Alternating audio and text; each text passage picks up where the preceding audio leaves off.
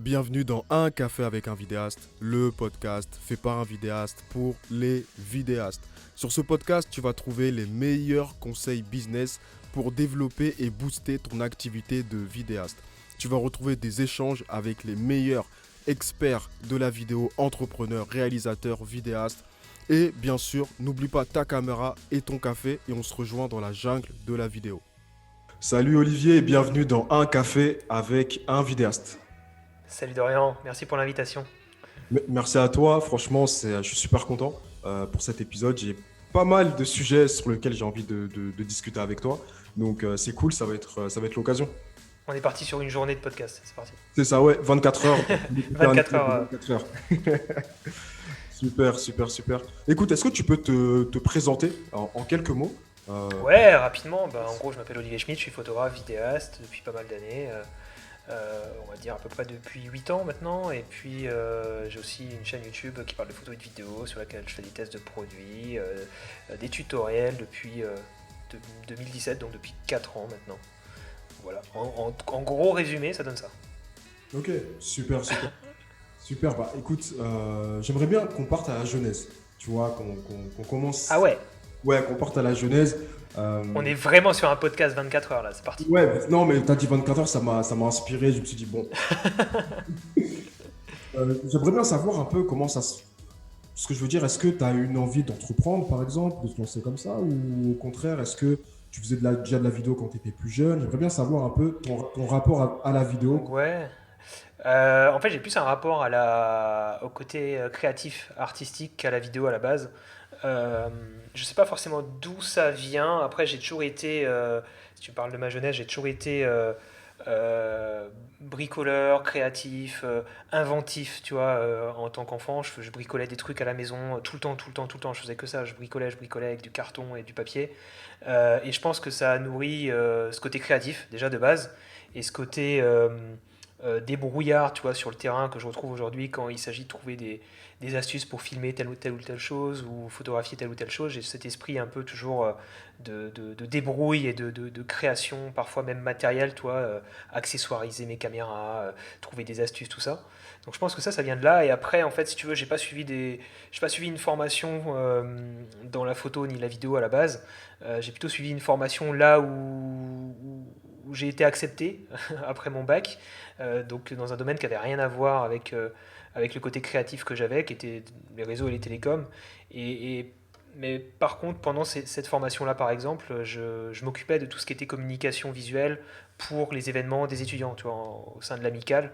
Alors chez nous, on appelait ça une amicale, mais je crois que c'est un autre nom, là, tu sais, les gens qui s'occupent qui représentent un peu les étudiants, là. Enfin bref, je faisais toutes les affiches, un petit peu de photos, un petit peu de vidéos. Et puis à un moment où je me suis dit, tiens, j'aimerais bien quand même me former là-dedans. Donc j'ai enchaîné sur une licence dans la communication qui s'appelle ATC, Activité et Technique de Communication, option Web Design. Donc je faisais pas mal de web aussi. Mon frère faisait beaucoup de web et fait toujours beaucoup de web. Et donc à l'époque, il m'apprenait deux, trois petits trucs dans le web et ça m'intéressait. Et j'ai ajouté à ça le côté un peu créa pour faire du web design. Par contre, j'étais, je pense, très mauvais avec le recul en termes de créa à ce niveau-là. Mais ça me plaisait déjà plus, tu vois, de pouvoir ouvrir mon Photoshop, qu'on me demande officiellement d'ouvrir mon Photoshop et de créer des trucs, ça me faisait vraiment plaisir. Et puis, je faisais peut-être, je me rappelle un projet vidéo que j'avais fait pour cette formation-là. Ça devait être mon tout premier projet vidéo euh, à l'arrache, mais c'était bien sympa, je m'étais bien amusé sur Premiere Pro. Et puis, suite à ça, j'ai suivi des études dans la 3D, dans l'animation 3D, parce que c'est quelque chose que j'ai découvert pendant cette première licence. Et finalement, j'ai tellement accroché à la 3D que je suis parti à Paris faire une licence et un master, une nouvelle licence hein, en équivalence et un master dans la 3D. Donc tout ce qui est film d'animation, animation 3D, texturing, effets spéciaux aussi. Donc même du code, hein, pas mal de code aussi pour faire des effets spéciaux sur des logiciels comme Maya, Nuke, pour ceux qui connaissent. Et la suite logique, c'est que j'ai été donc embauché dans ce milieu-là. Donc j'ai bossé pour un studio qui s'appelle Illumination MacGuff, qui est la branche d'animation d'Universal, qui réalise, enfin qui produit et fabrique les films d'animation tels que Moi Moche et Méchant, Mignon, Le Lorax, tout ça. Et donc j'ai travaillé sur ces films-là pendant 4 ans. Et finalement j'avais un poste assez technique, puisque j'étais ce qu'on appelle un technical director. C'est quelqu'un qui fait un peu le tampon entre la partie dev et la partie créa et qui à la fois débug des problématiques d'artistes en gros sur les logiciels et en même temps qui crée des outils, donc qui code des outils pour ces logiciels-là, des outils qui n'existeraient pas pour simplifier la vie des artistes. Donc c'était quand même quelque chose de très technique et au bout de 4 ans ça m'avait un petit peu, je dirais pas saoulé parce que le boulot était passionnant, mais j'en avais un petit peu marre de ne pas être dans la créa. Et j'ai quitté, après c'est encore une longue histoire, mais j'ai quitté plusieurs fois, enfin 2 fois ce taf pour essayer de me lancer à mon compte en tant que photographe et vidéaste.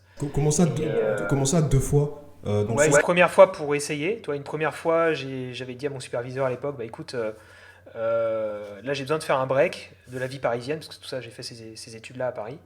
J'ai besoin de faire un break. Sentimentalement, il y avait des histoires qui faisaient que j'avais besoin de faire un break aussi. Donc je lui ai dit, c'est simple, j'ai envie de partir, je voyage, j'ai envie de voyager. Je suis parti 3 mois aux États-Unis. Je me suis acheté mon premier appareil photo à moi, parce que jusque-là, je faisais un peu de photos avec un pote, avec le boîtier de mes parents et le boîtier de mon pote. Je me suis acheté un boîtier, un ordinateur portable et je suis parti 3 mois aux États-Unis pour me tester en tant que photographe, apprendre sur le terrain et voir si y avait du potentiel ou pas, tu vois. Essayer de me dire, tiens, est-ce que je suis capable de faire des photos intéressantes? Est-ce que je pourrais en faire un métier? Est-ce que ça plaît? Est-ce que ça plaît pas?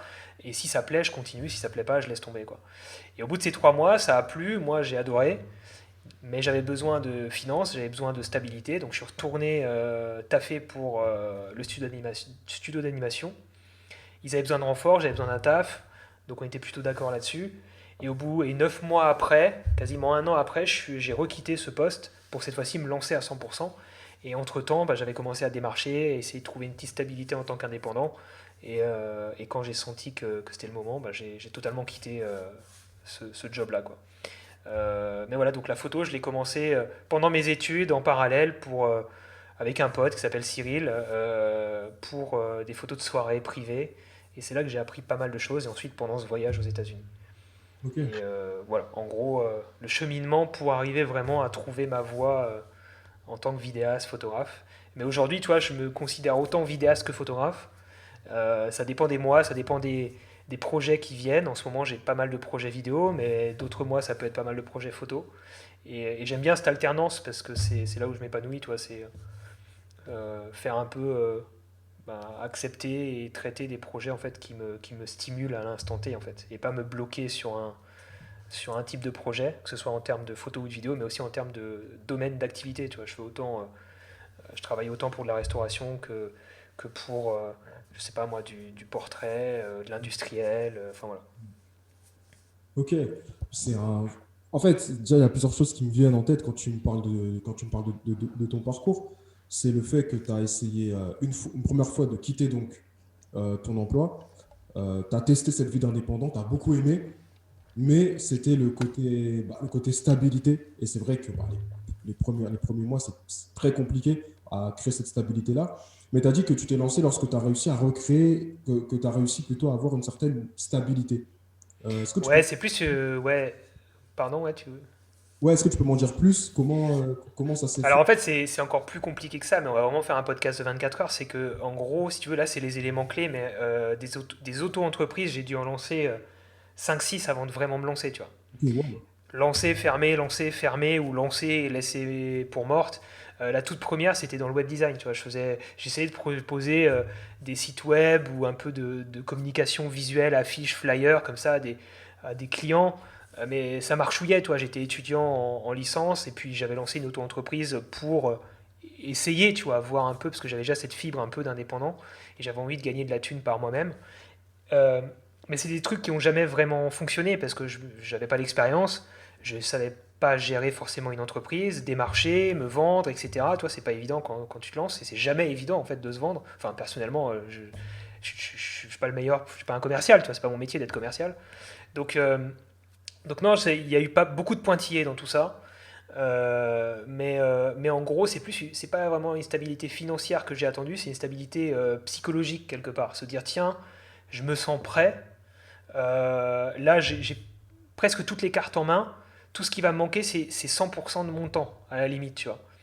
Il y a un moment où tu peux plus associer un taf en tant que salarié avec des projets d'indépendant. À partir du moment où ton client il a besoin de toi en semaine, que c'est répétitif et que tu es censé demander des demi-journées de congé à ton employeur, plusieurs fois par semaine, par mois, ça devient problématique. Tu vois. Et là, il faut se dire, ok, soit je refuse mes clients, soit je me lance à 100% là-dedans, j'y crois, ça va pas être facile au début, on va pas se le cacher, Pôle emploi va pouvoir faire tampon pendant une période, et ça c'est clairement un coup de pouce incroyable.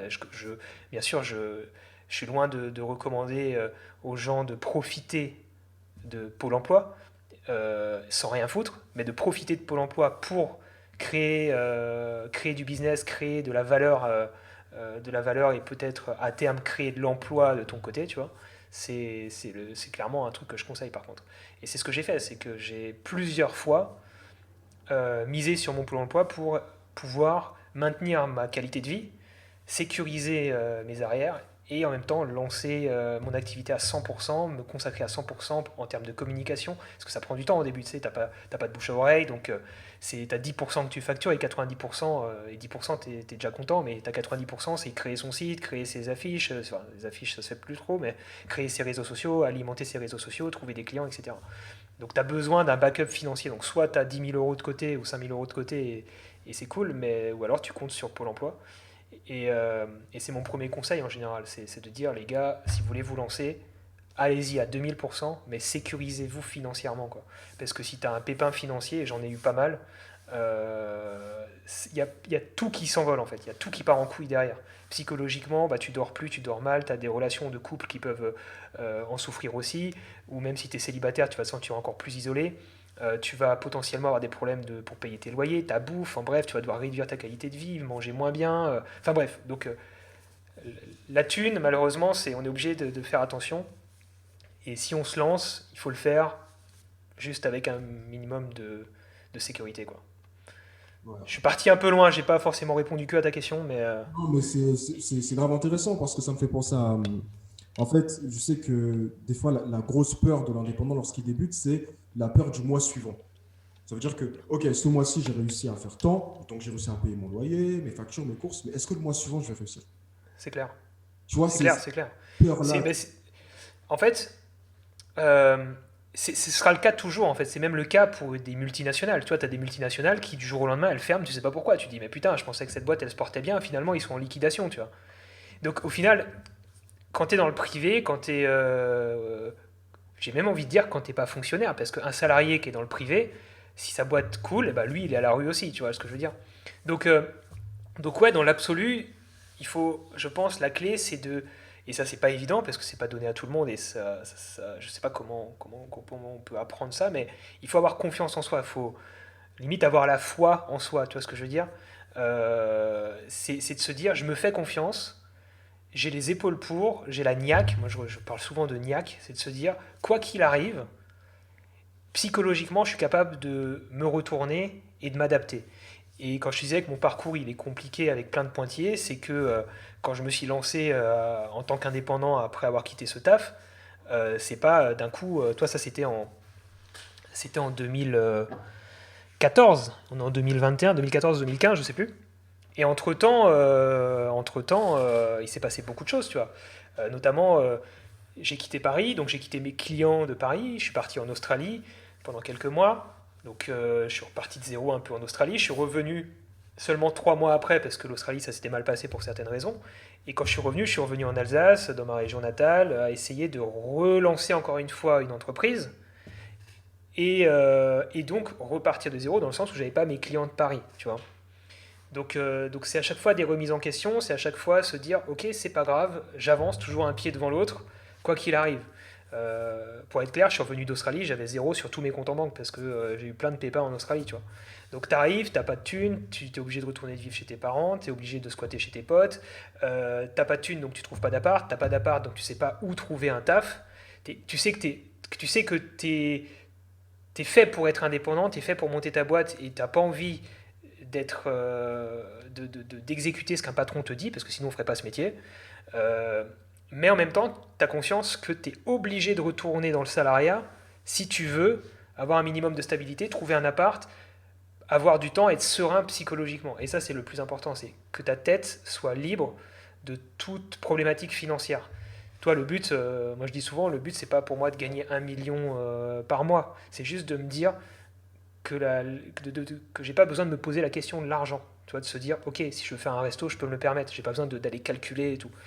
Si demain je veux refuser ce client-là ou si demain je veux me prendre 2 semaines de vacances en tant qu'indépendant, je peux me le permettre. Tu vois, ça, c'est mon seul objectif. Et, mais voilà, donc c'est plus psychologique de se faire confiance. Et c'est souvent ça qu'il faut travailler.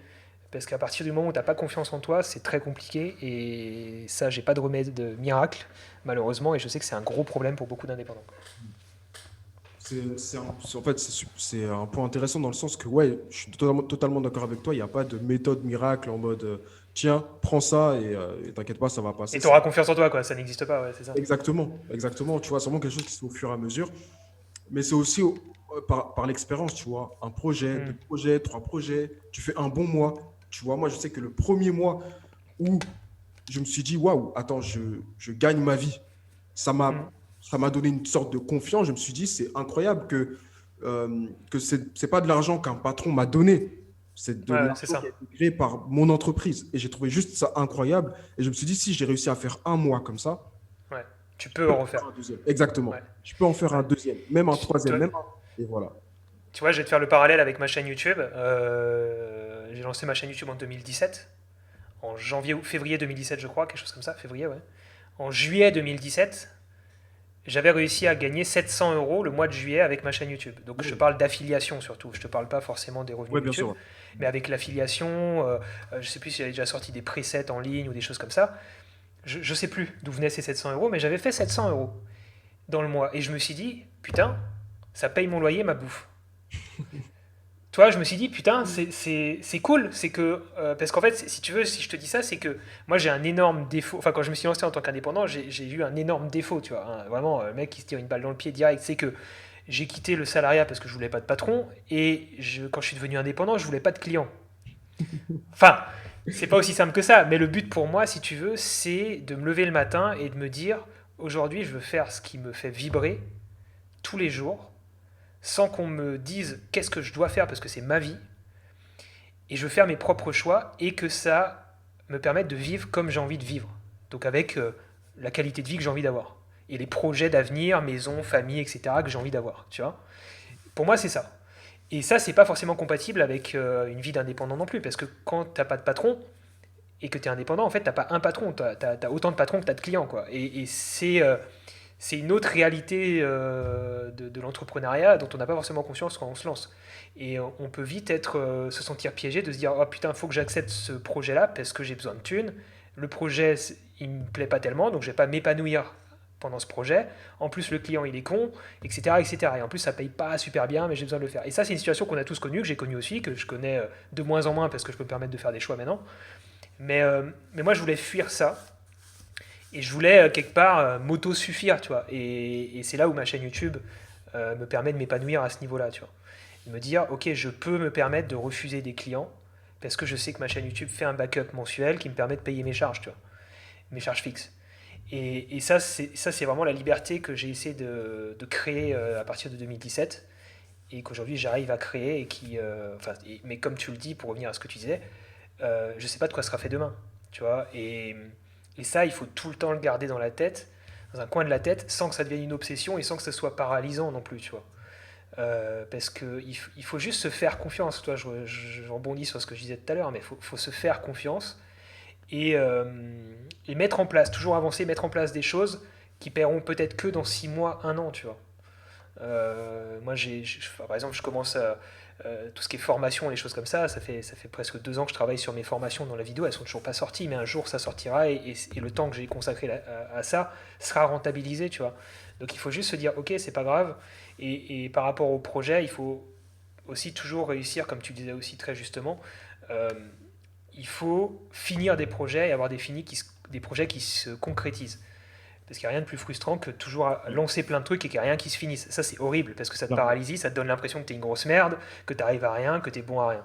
Donc le plus important, je pense, c'est, même s'il est tout petit le projet, done is better than perfect, tu vois. Il faut le finir. Et même si on est des perfectionnistes, il faut le finir. Bon, je parle de YouTube, mais il y a plein de situations différentes. Dans le cas de YouTube, il faut publier la vidéo, par exemple. Tu t'appuies sur publier, et là, tu as une satisfaction de ouf parce que tu as fini un truc. Et c'est Complètement, ouais.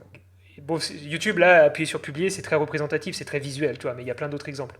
Et ça, c'est hyper important, c'est un conseil vraiment très important selon moi. Et c'est ce que c'est satisfaisant, et même si la vidéo est pas parfaite, il faut jamais oublier que enfin, pour moi, hein, c'est comme ça que c'est cette vision que j'ai de mon travail, c'est que ma meilleure vidéo, c'est la suivante, tu vois. J'ai pas de meilleure vidéo, la meilleure, ce sera la suivante. Et à chaque fois, je me dis ça, c'est pas grave, il y aura toujours des trucs qui me plairont pas, c'est comme ça, mais j'avance, quoi. Bah, pour revenir sur un point que tu disais par rapport J'aime bien dire qu'en tant qu'entrepreneur, c'est à nous de fixer nos règles. C'est-à-dire Mm. qu'on a notre entreprise, c'est à nous de fixer nos règles, nos règles dans le sens, on a des valeurs, on a des principes, et c'est à nous de les fixer. Donc, il ne faut pas se sentir complètement écrasé sous le poids des clients, de fais ceci, fais cela, etc. Si régulièrement, par exemple, moi, ça m'est déjà arrivé régulièrement que j'ai des problèmes avec des clients, mais de manière un peu récurrente, et que je Mm. vois qu'un certain type de client ou un certain type de projet ou un certain type de secteur, j'ai les mêmes problèmes et que ça se passe mal, libre à moi de complètement arrêter. Exactement, ouais. Avoir cette mentalité de structurer son activité de sorte à ce que, en fait, on ne puisse pas dépendre aussi et qu'on ne se recrée pas un autre. Enfin, en tout cas, qu'on ne se crée pas une sorte de prison en tant qu'indépendant. Parce que, surtout que, personnellement, je trouve qu'une prison en tant qu'indépendant est pire, est encore pire qu'une prison en tant que salarié. Ouais. Dans le Et sens puis que. surtout, Ouais. ouais, vas-y, Non, finis, mais vas-y. dans le sens qu'en tant que salarié, au moins, on a un revenu fixe. Ouais, c'est ça.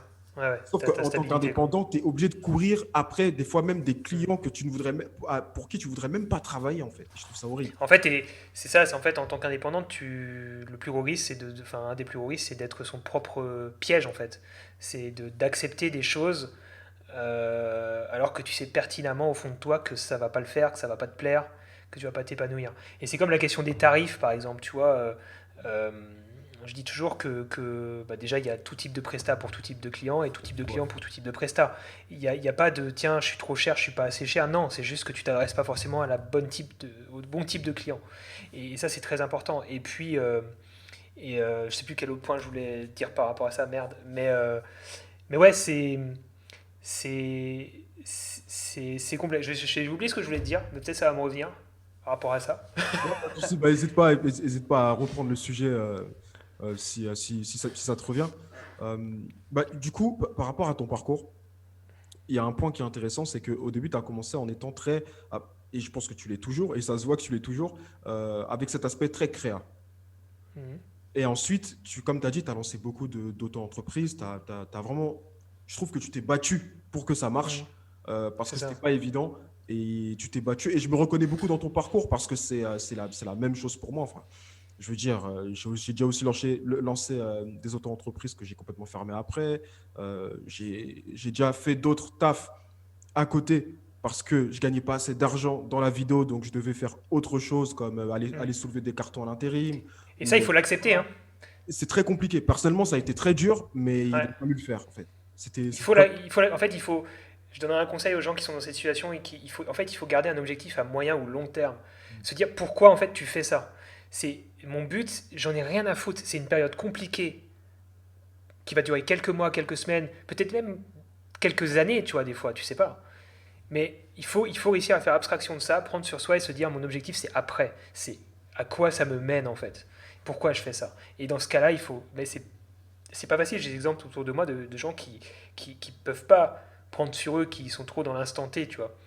Et, et c'est vrai que psychologiquement, je sais pas si ça se travaille, si c'est inné, si c'est une force de caractère, toi, je sais pas, mais il faut réussir à se dire il y a des périodes de sacrifice.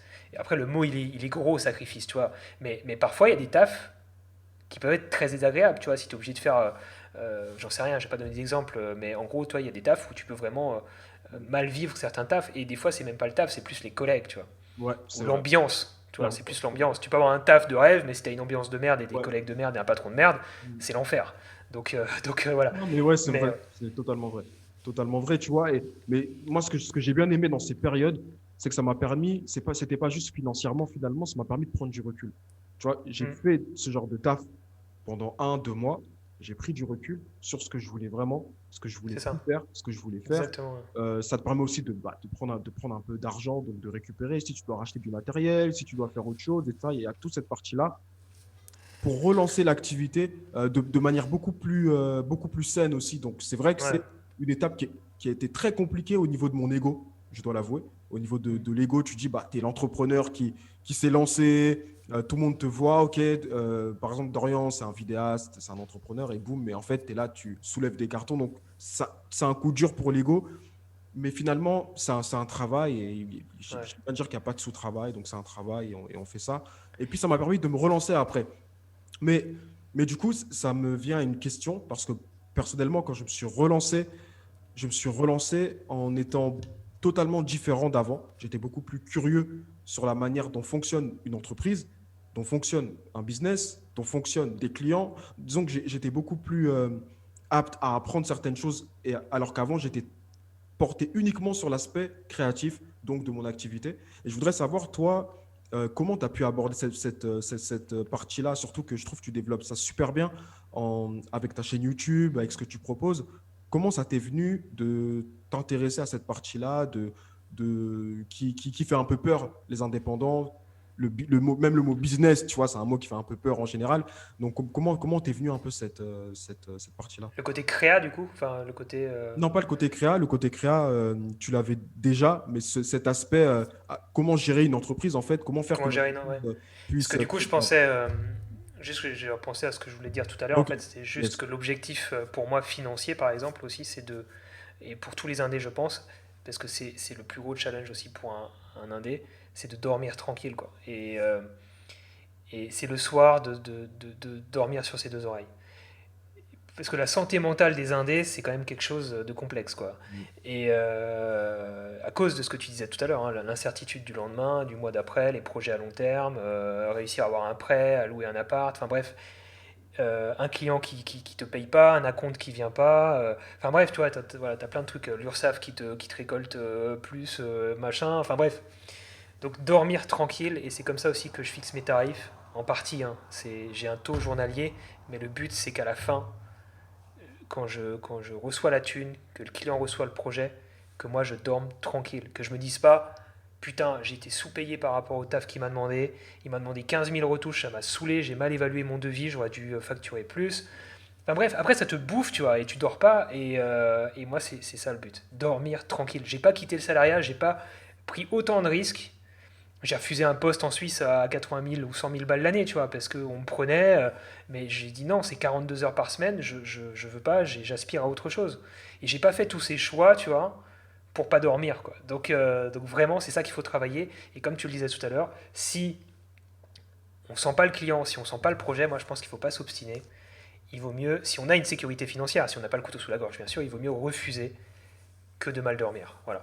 Et pour répondre à ton autre question, donc plus, je vois bien cerner, attends, vraiment le sens de ta question, c'est par rapport au côté gestion d'une entreprise, Ouais, business. en fait, c'est par rapport à tout simplement, je sais que, bah, pour te donner un exemple plus concret, quand je me suis lancé, c'était énormément et uniquement au feeling, dans le sens que, ok, j'ai envie de faire ça comme ça, j'ai envie de Hmm. faire cette vidéo parce que j'aime ce plan, j'ai envie de tester ça, cette caméra, etc. Sauf qu'au bout d'un Ouais. moment, il a fallu réfléchir aussi au business, dans le sens comment je fais pour avoir peut-être plus de clients, comment je fais pour développer une autre source de revenus, par exemple, comment je fais pour ceci, pour cela. C'est des questions qui sont arrivées bien après. Ouais, c'est Et donc, ouais, c'est la curiosité, c'est ce que tu disais. C'est de la curiosité, c'est de l'observation. Observer ce que font les autres, observer ce qui se passe sur le marché, observer la façon dont communiquent ses clients aussi, enfin les gens qui te contactent. C'est de la compréhension et c'est de la logique aussi, mais c'est de la logique qui nécessite un effort de réflexion, quoi. C'est de se poser les bonnes questions. Après moi, je suis pas forcément le meilleur exemple parce que depuis 4 ans, si tu veux, j'ai pas besoin de démarcher, je démarche pas. En fait, c'est que je te le disais tout à l'heure, je suis pas un commercial, c'est pas mon métier, je sais pas faire. Et enfin, je sais pas faire, si je sais faire la base, quoi, mais je veux dire, j'aime pas forcément faire ça et expliquer à des gens pourquoi il faudrait qu'ils me choisissent moi plutôt que d'autres. Euh, donc j'ai toujours fait le choix d'un peu laisser venir, de m'exposer, même avant ma chaîne YouTube, d'essayer d'être présent sur Facebook, etc., par le bouche à oreille aussi, et d'espérer qu'on vienne à moi, tu vois. Et j'ai plutôt misé là-dessus et ça m'a plutôt réussi. Alors en ce moment, je réponds à des appels d'offres, par contre, chose que je m'étais toujours refusé de faire. Parce que pour moi, c'était un peu une perte de temps avec vraiment beaucoup d'incertitudes quant à la finalité. Tu vois, est-ce que tu vas être pris ou pas? Est-ce que tu auras vraiment bossé pour rien en répondant à ton appel d'offres? Et là, je commence à répondre à des appels d'offres pour justement un peu plus sécuriser mes finances en cette période théoriquement compliquée, même si moi je m'en sors plutôt bien. Mais voilà, pour essayer quand même de maximiser les revenus pour anticiper l'avenir, tu vois. Mais, euh, mais je le fais comme toi, beaucoup au feeling, avec du bon sens, avec, ouais, on l'a dit, de l'observation. Pas hésiter à demander des conseils. Moi, j'ai de la chance d'avoir un grand frère qui est entrepreneur aussi, qui a deux sociétés depuis pas mal d'années, qui fonctionnent bien dans le web. Donc lui il m'a beaucoup guidé aussi, c'est vrai, dans tout ce qui est gestion d'une entreprise, statut, démarche, conseils par rapport aux finances, conseils par rapport à l'élaboration peut-être d'une facture, d'un devis, tout ça. Bref, ça s'est fait aussi avec des contacts, un pote qui était indé. Voilà, ça se fait un peu aussi avec le relationnel toujours. Donc il y a un peu de tout. Jamais vraiment pris le temps d'analyser, c'est une bonne question, mais il y a un peu de tout. Mais je mise pas mal sur le bon sens, je pense. Moi j'essaie de me projeter à la place de mon client. Quand je réponds à un appel d'offres ou autre chose, j'essaie de me mettre dans sa tête, de me dire tiens, il me contacte, donc il a un besoin, c'est quoi son besoin, comment il communique aujourd'hui, quel budget il a mis dans sa communication jusqu'à présent, tu vois. Est-ce que j'arrive à estimer la valeur des vidéos qu'il a fait réaliser? Est-ce que c'est des vidéos où j'ai l'impression que c'est tourné un peu avec du matos bas de gamme? Est-ce qu'il y avait pas mal de moyens mis en place? Est-ce que le tournage avait l'air compliqué ou pas? Et du coup, je me dis, tiens, il a dû dépenser entre 5 000 et 10 000 euros, pas plus. Bon, bah écoute, peut-être que je peux lui proposer ça. Tu vois, j'essaie de mettre à sa place. Bah, en fait, de tout ce que tu as dit, c'est ça qui est intéressant. C'est par exemple, tu as dit que tu ne démarchais pas. Normalement, tu ne ferais pas des appels d'offres, mais sinon, de manière globale, tu ne démarches absolument pas, tu ne prospectes pas. Mais tu n'as pas dit, tu ne prospectes pas, donc tu attends que les clients viennent et tu restes dans ta chambre, dans ton lit, et c'est ce que tu as fait. Non, au contraire, tu as dit, je ne vais pas prospecter, mais je vais avoir, et c'est ce qu'on appelle donc une stratégie de création de contenu, mais Mhm. je vais créer du contenu, je vais m'exposer de sorte à ce que les clients puissent, lorsqu'ils ont un besoin vidéo, bah, me trouver en fait. C'est Et, euh, ça. et ça, ça, c'est aussi une super stratégie et une super alternative en fait à tout simplement mettre en Mhm. place pour les personnes. Je sais que certaines personnes sont complètement réticentes au fait de prospecter et ça peut être une très très bonne alternative de pouvoir faire ça.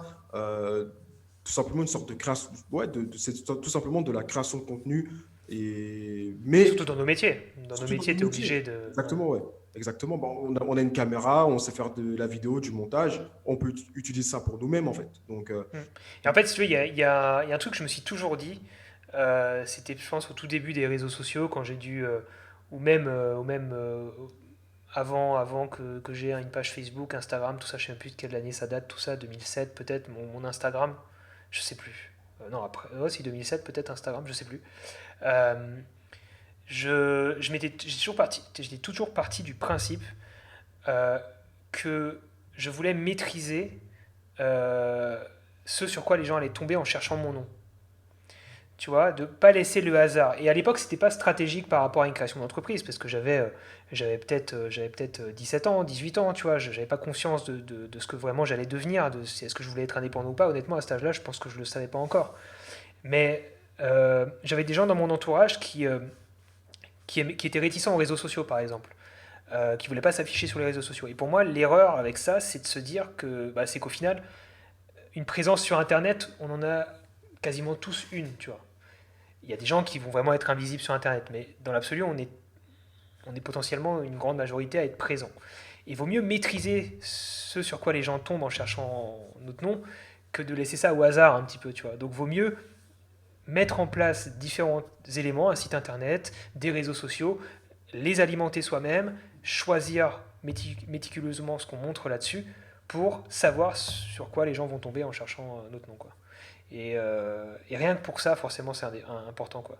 Et après, il faut être hyper hyper sélectif, hyper critique envers soi-même en fait. Et il faut pas en montrer trop, c'est le pire ennemi quoi. Faut être hyper sélectif. Mais là, tu parles de quelque chose qui, je trouve, est super compliqué. C'est le fait qu'en tant qu'indépendant aussi, notre prénom et notre nom, ça devient aussi une sorte de marque, en fait. Tu vois, par exemple, aujourd'hui, dès que je vais taper Olivier Schmitt, je vais tomber sur toi, mais je vais tomber sur toi en tant que vidéaste, en tant que youtubeur, mais c'est pas toi personnellement, tu vois. Et donc, c'est pour ça que c'est d'autant plus important de vraiment maîtriser son image, ce que l'on va montrer, pour Mm. vraiment faire en sorte d'emmener les personnes qui vont nous trouver à travers une sorte d'entonnoir C'est que ça. nous-mêmes on aura fixé et que nous-mêmes on aura contrôlé. Après, il y a beaucoup de personnes qui taffent à travers un nom commercial, quoi. Même en tant qu'auto-entrepreneur, même si le Ouais. nom commercial n'a pas de valeur en tant qu'auto-entrepreneur, enfin, je crois. Mais voilà, après, est-ce que tu veux faire une vraie séparation entre ta vie privée et perso? C'est aussi les questions qui viennent derrière, quoi. Donc, voilà, c'est vrai que c'est un tout. Quand tu bosses en tant qu'auto-entrepreneur aussi, tu n'as pas forcément envie de montrer à tes clients où tu habites, tu vois. Et c'est vrai que ton adresse sur société.com, c'est souvent ton adresse personnelle aussi. Donc, il y a plein de questions comme ça qui arrivent, mais là, c'est encore un autre sujet. Mais voilà, la maîtrise de son image, c'est important, quoi. Ok, ok. Donc ça veut dire que tu as mis en place donc cette stratégie de création de contenu, mais quand tu as mis ça en place, au début, c'était directement, tu t'es dit, je vais faire une chaîne YouTube, ou bien tu t'es dit, tiens, je vais faire de la vidéo, ou bien j'écris du texte sur Facebook, Comment ça a été les premières fois où tu t'es dit, je vais Bah, exposer? disons qu'au début, il n'y a pas eu de stratégie. D'accord. Maintenant, je te mentirais en disant qu'il n'y a pas de stratégie, même s'il n'y a pas. Parce que je suis obligé d'être stratégique sur mes réseaux sociaux pour le choix de mes sujets, ma ligne éditoriale, le choix des partenariats, etc. Il y a forcément de la stratégie derrière. Euh, mais au début, non, par exemple, j'ai créé ma page Facebook quand je suis parti aux États-Unis, là, le voyage de 3 mois. J'ai créé la page Facebook, qui est toujours ma page Facebook, là, officielle, pour tout simplement, à l'époque, c'était en 2013, Facebook était quand même très utilisé par les jeunes et tout le monde, plus qu'aujourd'hui en tout cas. Et c'était le meilleur moyen de garder mes proches et ma famille au courant de ce qui se passait aux États-Unis. Donc je me suis dit, tiens, je vais créer une page Facebook et je vais publier, d'ailleurs c'est encore dispo sur ma page Facebook si tu remontes dans les publications, des trucs perso quoi, de mon voyage. Donc limite c'était du vlog en fait. J'en ai parlé sur ma chaîne YouTube il y a pas longtemps. J'ai retrouvé mes premières photos de là-bas et mes premiers vlogs. Mais je savais pas que je faisais du vlog. C'est juste je faisais des petites vidéos face cam qui duraient 30 secondes pour dire eh là je suis dans la veille de la mort, il fait super chaud, salut tout le monde, j'espère que vous allez bien, voilà quoi. Et des fois je me dis putain je suis un abruti, j'aurais vraiment dû pousser ça et j'avais pas conscience du tout de la puissance que pouvaient avoir les réseaux sociaux, je savais même pas qu'on pouvait créer une communauté, tu vois, à ce moment-là. Même si je pense qu'à l'époque je suivais déjà le travail de Norman ou Cyprien ou des gens comme ça qui en 2013 étaient déjà quand même des gens très connus, il me semble, de mémoire parce que je me rappelle d'eux. Euh, j'ai pas eu cette étincelle dans la tête où je me suis dit, tiens, peut-être que en fait, je devrais essayer de développer ça. De me dire, tiens, vas-y, je vais vraiment créer un personnage quelque part, une identité avec mon nom ou un pseudo. Et voilà, c'est le mec qui voyage, c'est le mec qui fait de la photo, et je vais essayer de souder une communauté autour de ça. J'avais pas du tout conscience de ça, ni l'intention de faire ça. Donc cette page Facebook, si tu veux, elle a jamais grossi au-delà de mon cercle proche. Et maintenant, après, elle a grossi grâce à ma chaîne YouTube. Donc les gens se sont abonnés dessus par défaut. Et aussi parce qu'il y a très longtemps, quand j'avais mon auto-entreprise, je faisais des publics sponsorisés pour essayer de toucher des clients. Donc c'était quand même un peu du Ok. démarchage, ça, tu vois, maintenant que j'y pense. C'était quand même un peu du démarchage. Ouais. Parce que du coup, je payais pour avoir de la visibilité. Est-ce que ça marchait? Je sais plus. Honnêtement, je ne crois pas avoir gagné. Toi, vu que je continue, faut que j'ai pas continué, je pense pas que ça ait marché. Non. Ok. Moi, je sais que sur Le Bon Coin, avec une annonce sur Le Bon Coin, j'ai trouvé des clients dans le mariage. Ok, Je wow. sais que après j'ai interpellé des gens dans la rue pour essayer qui faisaient des shootings photos. J'ai essayé c'est comme ça que j'ai aussi trouvé des clients et je crois que vraiment en vrai sur Le Bon Coin j'ai trouvé mes premiers clients quoi. Mais Sur le bon coin, mais ouais, Le Bon Coin j'avais mis une annonce en tant que photographe à Paris, voilà avec mes photos et en fait ça se faisait pas mal. Je sais pas si ça se fait encore, mais j'ai trouvé des clients dans le mariage comme ça. En fait, les particuliers cherchent tout sur Le Bon Coin en fait, ok. visiblement. Wow. Donc j'ai trouvé pas mal de mariages comme ça, maintenant que j'y pense, ouais. Et, euh, et puis sinon, pour revenir à ce qu'on disait, ouais, la chaîne YouTube, j'avais fait un premier essai en 2000 2016, début 2016, ouais, lors d'un voyage, quand j'étais en Australie. J'avais cette volonté depuis plusieurs mois d'essayer de faire quelque chose sur YouTube. Parce que je commençais à voir l'engouement qu'il y avait autour de YouTube et j'étais déjà formateur en photo. Et je m'étais dit, bah tiens, putain, c'est quand même intéressant de faire de la formation, mais sur YouTube, parce que j'adore former les gens et ça me permettrait de toucher plus de monde. Après, de là à en vivre, c'était pas du tout dans ma tête. Enfin, j'en sais rien, mais en tout cas, ça paraissait lointain. Même 1000 abonnés, 10 000 abonnés, ça paraissait impossible, tu vois. Et j'ai fait 2 premiers tutos, je crois, en Australie. Après, j'en ai pas fait pendant un an, parce que le retour d'Australie, je te l'ai dit, était un peu compliqué, donc j'avais la tête à autre chose. Et début 2017, je me suis dit, là, je me lance vraiment, j'y crois, je fais ça à fond, et on va voir ce que ça donne. Et à partir du moment où j'ai fait ça à fond, il y a eu un peu de chance parce que j'ai parlé de sujets tendances comme le Mavic quand il est sorti et tout le monde voulait, c'était révolutionnaire comme produit à l'époque, le premier Mavic. Et ça fait que ma première vidéo a été pas mal vue, elle a fait 4000 vues je crois en 3 4 jours. Pour une chaîne à zéro Ok. abonné, c'est Non, quand même beaucoup, tu vois. c'est beaucoup, ouais. Ouais, et je me suis dit, wow! Et si je dis pas de bêtises, mais alors là je te donne une exclue qui n'en est peut-être pas une. Une exclue, c'est pas vraiment une exclue, mais un scoop qui n'en est peut-être pas un parce que je suis pas du tout sûr de ce que j'avance. Mais je crois que j'avais par erreur, j'avais fait une promotion de la vidéo YouTube. Donc j'avais dû payer. Ok. Mais je crois que ça a duré 24 heures avant que je m'en rende compte et que je me dise merde, je voulais pas faire ça, tu vois. Ok. Mais je suis pas sûr de ça. Et je crois que ça avait participé au fait que la première, elle ait fait 4000 vues assez vite. Hmm. Mais encore une fois, je suis pas sûr, il faudrait que j'aille vérifier dans les stats parce que ça me paraît bizarre de faire ça par erreur. Mais bref, peu importe, la première avait bien marché. Et j'en ai fait une autre sur ce drone. Elle a marché de nouveau bien. Et là, j'ai commencé à avoir des gens récurrents. Et j'ai compris cette notion de communauté qui commençait potentiellement à se créer. Tu vois, de dire, tiens, c'est la même personne qui a commenté là, qui commente maintenant de nouveau. Donc en fait, elle me suit, quoi. Elle s'intéresse vraiment. Il y a un truc fédérateur, tu vois. Et à partir de là, ça a été crescendo. Et après, et après ouais, j'aime pas dire qu'il y a de la chance parce que la chance, ça se provoque, ça se crée, il faut savoir la saisir. Et encore une fois, tu vois, il y a beaucoup d'embûches, donc c'est toujours, c'est faut se battre, quoi. C'est pas de la chance. Ouais. Mais disons que petit à petit, ça s'est fait, quoi. Super, super. Ce principe de communauté, il est incroyable, dans le sens que je commence à découvrir ça à travers ce podcast, d'avoir des Ouais. personnes qui t'envoient des messages, des personnes comme tu as dit, c'est pas juste des personnes qui vont te dire c'était cool ça, mais c'est des personnes qui vont régulièrement te dire que ah, ce contenu-là était cool, ce contenu-là était cool. Ouais. Et c'est juste incroyable. Franchement, avoir une communauté, c'est juste incroyable. Et c'est ça, je pense, qui donne envie de continuer au fur et à mesure aussi du temps. C'est quand tu vois qu'il y a des personnes qui suivent le travail, bah, du coup, tu te dis, OK, bah, même si là, c'est peut-être un peu compliqué, même si là, je suis peut-être pris un peu par d'autres choses, non, tu sais quoi, je veux quand même sortir donc, cette vidéo, ou pour ma part, par exemple, cet épisode de podcast. Hmm. Ouais, c'est ça.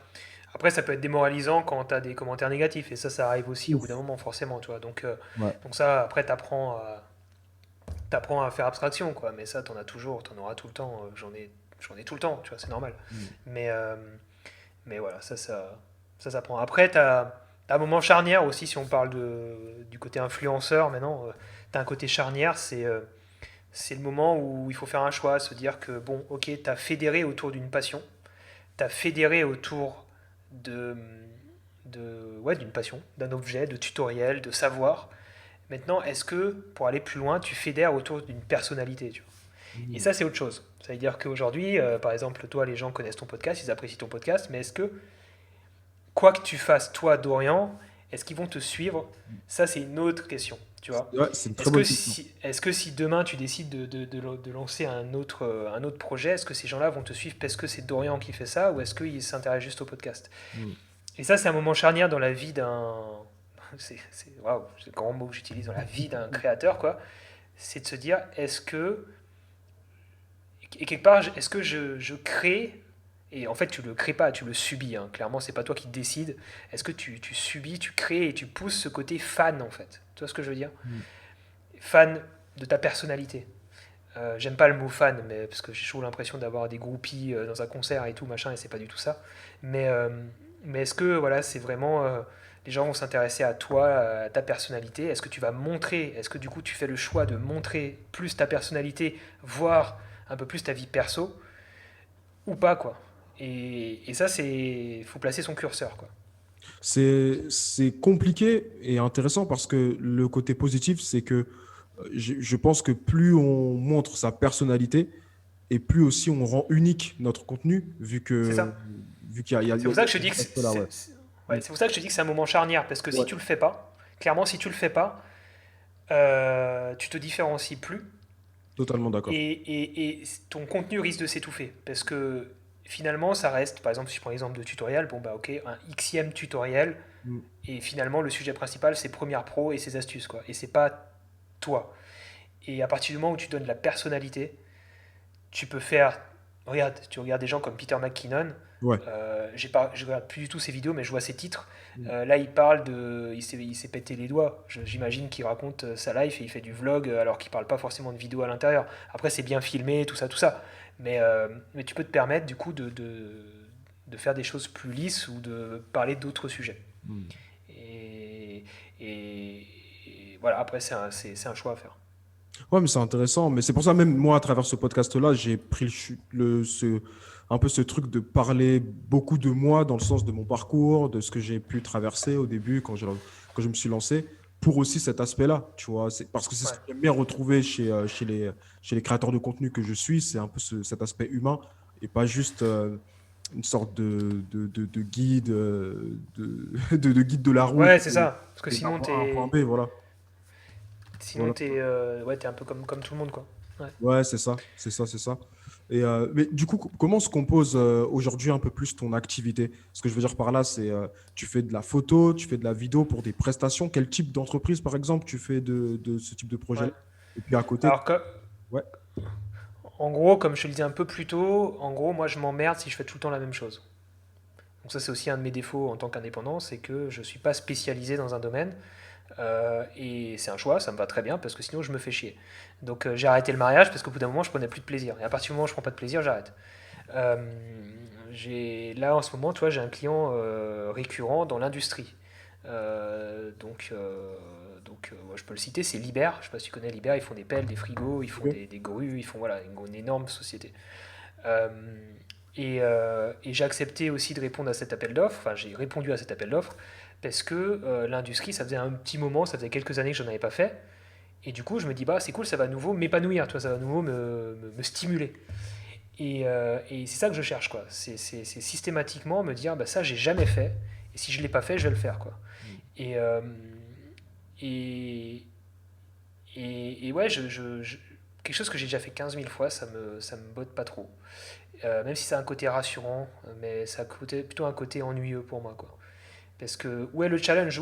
Comment tu vas te dépasser dans quelque chose, dans un domaine que tu as déjà traité dans tous les sens, quoi. Après, il y a des gens autour de moi qui sont excessivement doués, qui sont spécialistes par exemple dans le mariage, et qui adorent perfectionner leur art dans un certain domaine, tu vois, et qui arrivent toujours à s'améliorer et qui sont passionnés par ce domaine-là. Mais c'est juste pas mon cas. Voilà. Après, chacun a sa façon de faire. Donc non, moi j'ai besoin de challenge à chaque fois dans différents domaines. Et donc là, tu vois, actuellement de l'industrie, les télécoms, là je suis en train de, là, dans 2 semaines, je tourne pour une boîte de télécom qui fait de la téléphonie, internet et télé. Mais c'est comme ça vient, quoi. Et j'ai des propositions, je réponds, je réponds pas, en fonction de si ça me stimule ou pas.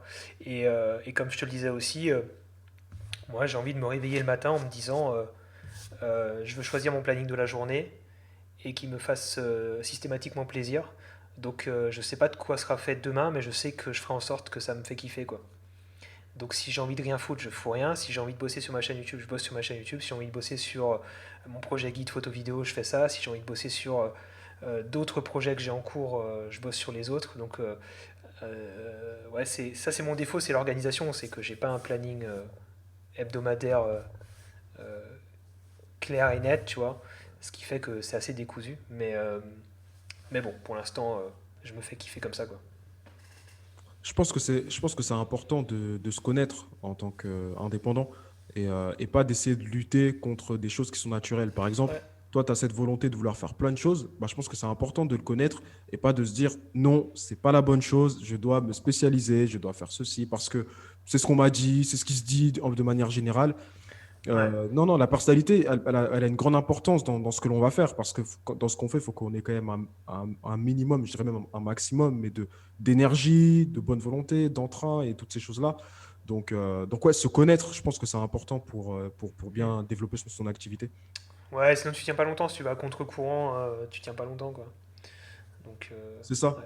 C'est ça, c'est ça. Si tu vas trop à l'encontre de ce que tu es réellement, alors que tu peux juste agencer ton activité. Donc, ouais, c'est un équilibre entre quelque chose qui est réaliste, parce qu'il faut quand même se dire, bon, si la personne n'aime pas travailler, là, c'est Mm. compliqué, tu vois, parce qu'à un moment donné, il faut se Ouais. lever, il faut bosser.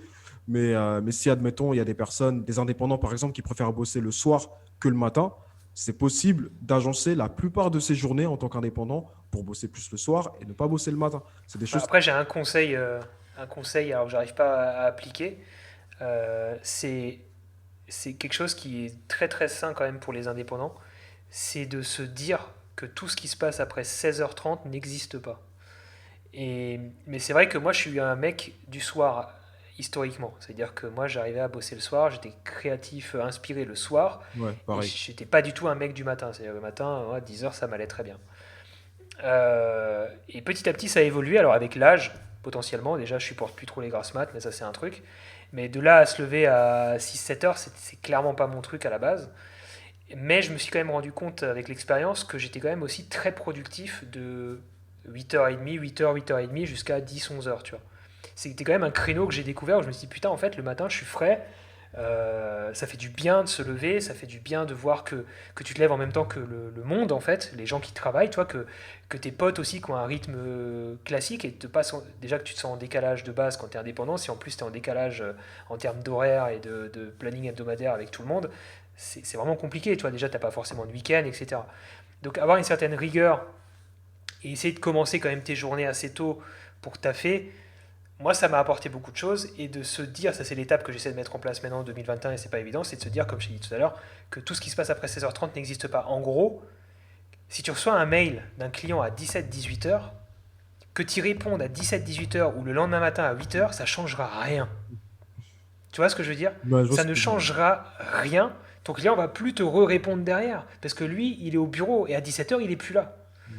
Donc, si tu envoies un mail à 16h30, toi, tu as fini ton taf, profite, fais de la musique, sors, promène ton chien, passe du temps avec ta famille, et tu traiteras le truc demain matin, et au moins, tu as l'esprit libéré le soir. Mais encore une fois, ça c'est un idéal que j'essaie de tester. Je suis loin d'y arriver, mais en tout cas, en 2019, j'ai fait vraiment une saturation de taf. Psychologiquement, j'étais à la limite du burn-out. Et la résolution en 2020, ça a été de m'autoriser les week-ends et dégager mes soirées.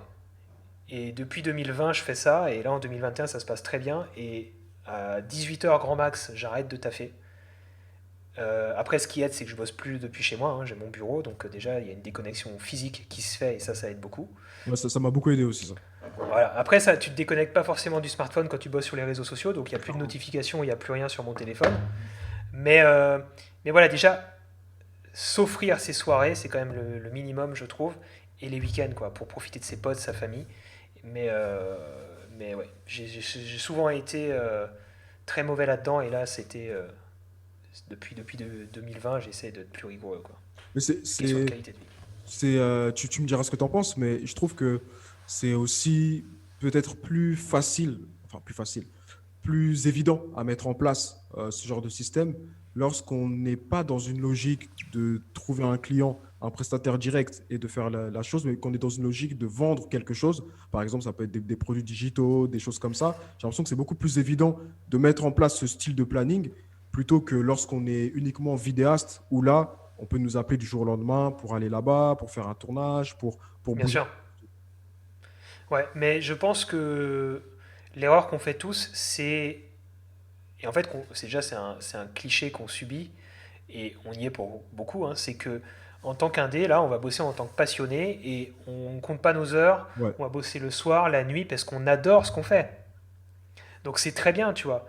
Mais au final, à la longue, et là je parle vraiment à la longue parce que ça fait plusieurs années, et toi aussi que tu es dans le métier, à la longue, c'est pas une qualité de vie qui est viable, tu vois. Je veux dire, tu peux pas bosser tous les soirs jusqu'à minuit, t'as pas de vie, t'as pas de famille, t'as pas de. Tu vois, je veux dire, c'est pas possible. Ou alors t'es un cas particulier et ça te convient. Mais moi, ça me convenait pas, tu vois. Je voulais quand même profiter de mes proches. Euh, Même souffler, quoi, regarder la télé, j'en sais rien. Mais, euh, donc ouais, il y a beaucoup de clients qui pensent, surtout quand tu es auto-entrepreneur, que bah, ils peuvent t'appeler à n'importe quelle heure, hop, tu es dispo. Et l'erreur qu'on fait, c'est qu'on se rend dispo à n'importe quelle heure. On répond aux mails à n'importe quelle heure. Et je pense que c'est comme les gens qui conseillent quand tu es salarié et que quelqu'un vient te déranger à ton bureau pour te poser une question, de ne pas lui répondre tout de suite, mais de lui dire, attends, je finis ce que j'ai à faire. Si tu veux, dans 20 minutes, on se voit. Viens à mon bureau dans 20 minutes, on en parle dans 20 minutes. Et de refuser qu'on vienne te déranger systématiquement quand toi tu ne l'as pas décidé. Et ça c'est pas facile parce que si on est courtois, sympathique, aimable et tout, on a envie de rendre service. Moi je suis le premier à dire ouais vas-y viens on en discute alors que je suis en train de faire un truc tu vois. Parce que j'ai envie de rendre service. Mais au final le signal que tu donnes c'est je suis à ta disposition, tu peux venir me déranger quand tu veux, je vais me rendre disponible, j'ai arrêté ce que je fais. Et ça, c'est pas un bon signal. Tu vois, même si la personne n'est pas mal intentionnée, que toi, tu es plein de bonne volonté, il faut mettre certaines règles et se dire, ok, là, je dois me concentrer là-dessus. On en parle plus tard. Je ne suis pas en train de dire on prend rendez-vous, quoi. C'est on en parle plus tard. Là, je finis juste ce que j'ai à faire, etc. Ça permet de poser les règles. Et quand tu as un échange par mail avec les clients, je pense que c'est important aussi de ne pas répondre à 22 heures. De plus répondre après 18 h 19 h tu vois, selon là où tu habites, parce que c'est pas pareil les horaires à Paris et en province, mais de se dire non, je m'impose des règles et je vais montrer des signaux à mon client qui lui montrent que j'ai aussi une vie personnelle, que je suis structuré. Déjà, ça montre un certain professionnalisme, je pense, de dire je suis structuré, mes journées sont structurées, de telle heure à telle heure, il peut me joindre et il n'y aura pas de mal, tu vois. Si je réponds le lendemain, je réponds le lendemain. Mais tu vois, c'est ça, c'est ce que j'aime en fait aussi dans le côté indépendant, c'est que ce choix-là, c'est à nous de le faire et c'est à nous de le placer. Et du coup, ça fait Ouais, qu'on c'est on ça. est libre Tu places. de pouvoir le faire. Par exemple, moi, dans mon activité, au début, je travaillais de chez moi et il y a un temps, j'en pouvais plus. Et surtout, bon, après, surtout ce qui s'est passé l'année dernière avec le Covid, où là, j'étais Ouais. complètement obligé de rester chez moi. J'en pouvais tout simplement plus et je préfère bosser dans un endroit, avoir des horaires un peu plus de salariés, même si je vais pas mentir, la plupart du temps, je dépasse ces horaires-là. Mais je préfère quand même avoir ce cadre-là. Ça m'aide à être plus productif. Ça Et m'aide peut-être à... même voir des gens, avoir presque des collègues Ouais, que tu ouais, croises, clairement. quoi. Clairement, surtout que je commence à développer une équipe et tout cet aspect-là. Ça me rend beaucoup plus productif. Ça me rend beaucoup plus. C'est un rythme de vie beaucoup plus sain aussi, tu vois. Enfin, et encore une fois, pour moi, ça veut dire que c'est ça qui est bien, c'est que ce choix-là, on peut le faire soi-même et on peut imposer un peu notre grille. Et c'est pour ça, tout à l'heure, je disais qu'en tant qu'entrepreneur, ce qui est bien, c'est qu'en tant qu'entrepreneur, c'est à nous de pouvoir aussi mettre nos principes et nos valeurs dans l'activité qu'on est en train de faire. Si Mm. quelque chose qu'on n'aime absolument pas, on peut s'en détacher, bien sûr, de manière intelligente en construisant quelque chose, mais on peut se détacher de ça pour pouvoir vraiment... Il y a certaines personnes que je connais qui préfèrent bosser de chez eux. C'est Mm. super pour eux, c'est génial, et je trouve ça cool aussi. Donc ouais, c'est un peu Mm. cet aspect-là que j'aime. Non, il faut. Et puis il n'y a rien de définitif, quoi. Moi, j'ai bossé de chez moi, ensuite j'avais un bureau, Ouais, ensuite j'ai aussi, rebossé de ouais. chez moi, ensuite j'avais un bureau. Enfin, je veux dire, Mm. tu trouves ton équilibre, quoi, et c'est tout, quoi. C'est Mais, ça. et par rapport au mail, ça me faisait penser à un livre que j'avais lu qui s'appelle La semaine de 4 heures de Timothy Ouais, Ferris. petit Ferris. Et il y a du bon et du mauvais à prendre dans son livre, mais il y a quand même des choses inspirantes, très inspirantes. Lui, je crois qu'il répond à ses mails une ou deux fois par semaine maximum. Tu vois. Après, c'est des cas extrêmes. Euh, mais, euh, mais voilà, il y a plein de possibilités. Et puis, il explique aussi que ça lui a jamais fait perdre $1, quoi, Mm. dans l'idée, quoi. Et c'est vrai que moi, mes changements d'habitude m'ont jamais fait perdre un client non plus. Je veux dire, tant que tu mets pas 2 mois à répondre à un client, je pense que ça va, quoi. Je dirais même au contraire. Au contraire, moi, j'ai remarqué que plus j'avance dans mon activité, puisqu'on est toujours j'en suis toujours en apprentissage, plus j'avance, plus je structure mon activité. Et plus lorsque je parle à un client, je lui explique que, OK, bah écoute, moi, ça va se passer comme ça, moi, ceci, cela, etc. Et plus il a confiance. Ouais, c'est Plus il a clair. confiance Si tu as confiance en toi, les gens ont confiance en toi. Ça, c'est pour exactement. ça qu'on en parlait en début de podcast. Le but, c'est de développer sa confiance en soi. Et c'est là où ça peut être problématique pour certaines personnes. Mais, mais une fois que tu montres que tu as confiance en toi, et c'est comme ça que moi j'ai eu mes tout premiers clients aussi avec mon pote Cyril, c'est que lui, il avait un surplus de confiance en lui et en ce qu'on pouvait faire. Et il montrait tellement de confiance, même de trop, parce qu'il survendait ce qu'on pouvait faire, que les clients derrière, ils étaient là, ah, putain, trop cool, bah on y va, tu vas dire go quoi. Super, super, super. Bah, écoute, est-ce que tu peux me dire quelle est ta vision d'ici 2 ans? Ma vision d'ici 2 ans. En vrai, je pense que d'ici 2 ans, je serai toujours sur YouTube. Je pense que j'espère développer plus de courts-métrages, plus de fiction, petit à petit. Et surtout, ajouter l'aspect plus nomade à ma vie de tous les jours. Donc un peu plus sur la route, un peu plus d'aventure, de terrain encore, parce que la nature est hyper importante pour moi et ça fait un petit moment que ça me manque et être plus en découverte constante, tu vois. Dans 2 ans, j'aimerais pouvoir me dire que tiens, j'ai réussi à parcourir au moins toute la France et m'épanouir sur le terrain en pleine nature avec ma caméra, euh, ma petite famille, etc., quoi. On va dire que c'est ça. Super. Et comment tu comptes développer cet aspect fiction? Parce que je sais que l'aspect fiction, c'est aussi quelque chose que je souhaite développer au fur et à mesure. Ouais, Mais souvent, ça s'entrechoque avec la vie de freelance. Dans le sens que ouais, c'est clair. la fiction, ça prend du temps, de l'énergie. Être réalisateur, c'est quelque chose de totalement différent. Mais à côté Bah, de mes projets clients, et donc cette balance-là, pour ma part, c'est quelque chose que je partage. Elle est très compliquée à avoir. Et ouais. souvent, c'est mes clients qui prennent l'avantage à mes projets de fiction. Ouais, mais en fait, c'est simple, il faut que pour moi, moi, ce que j'essaie de faire, c'est de faire en sorte que mes projets de clients soient des fictions, quoi.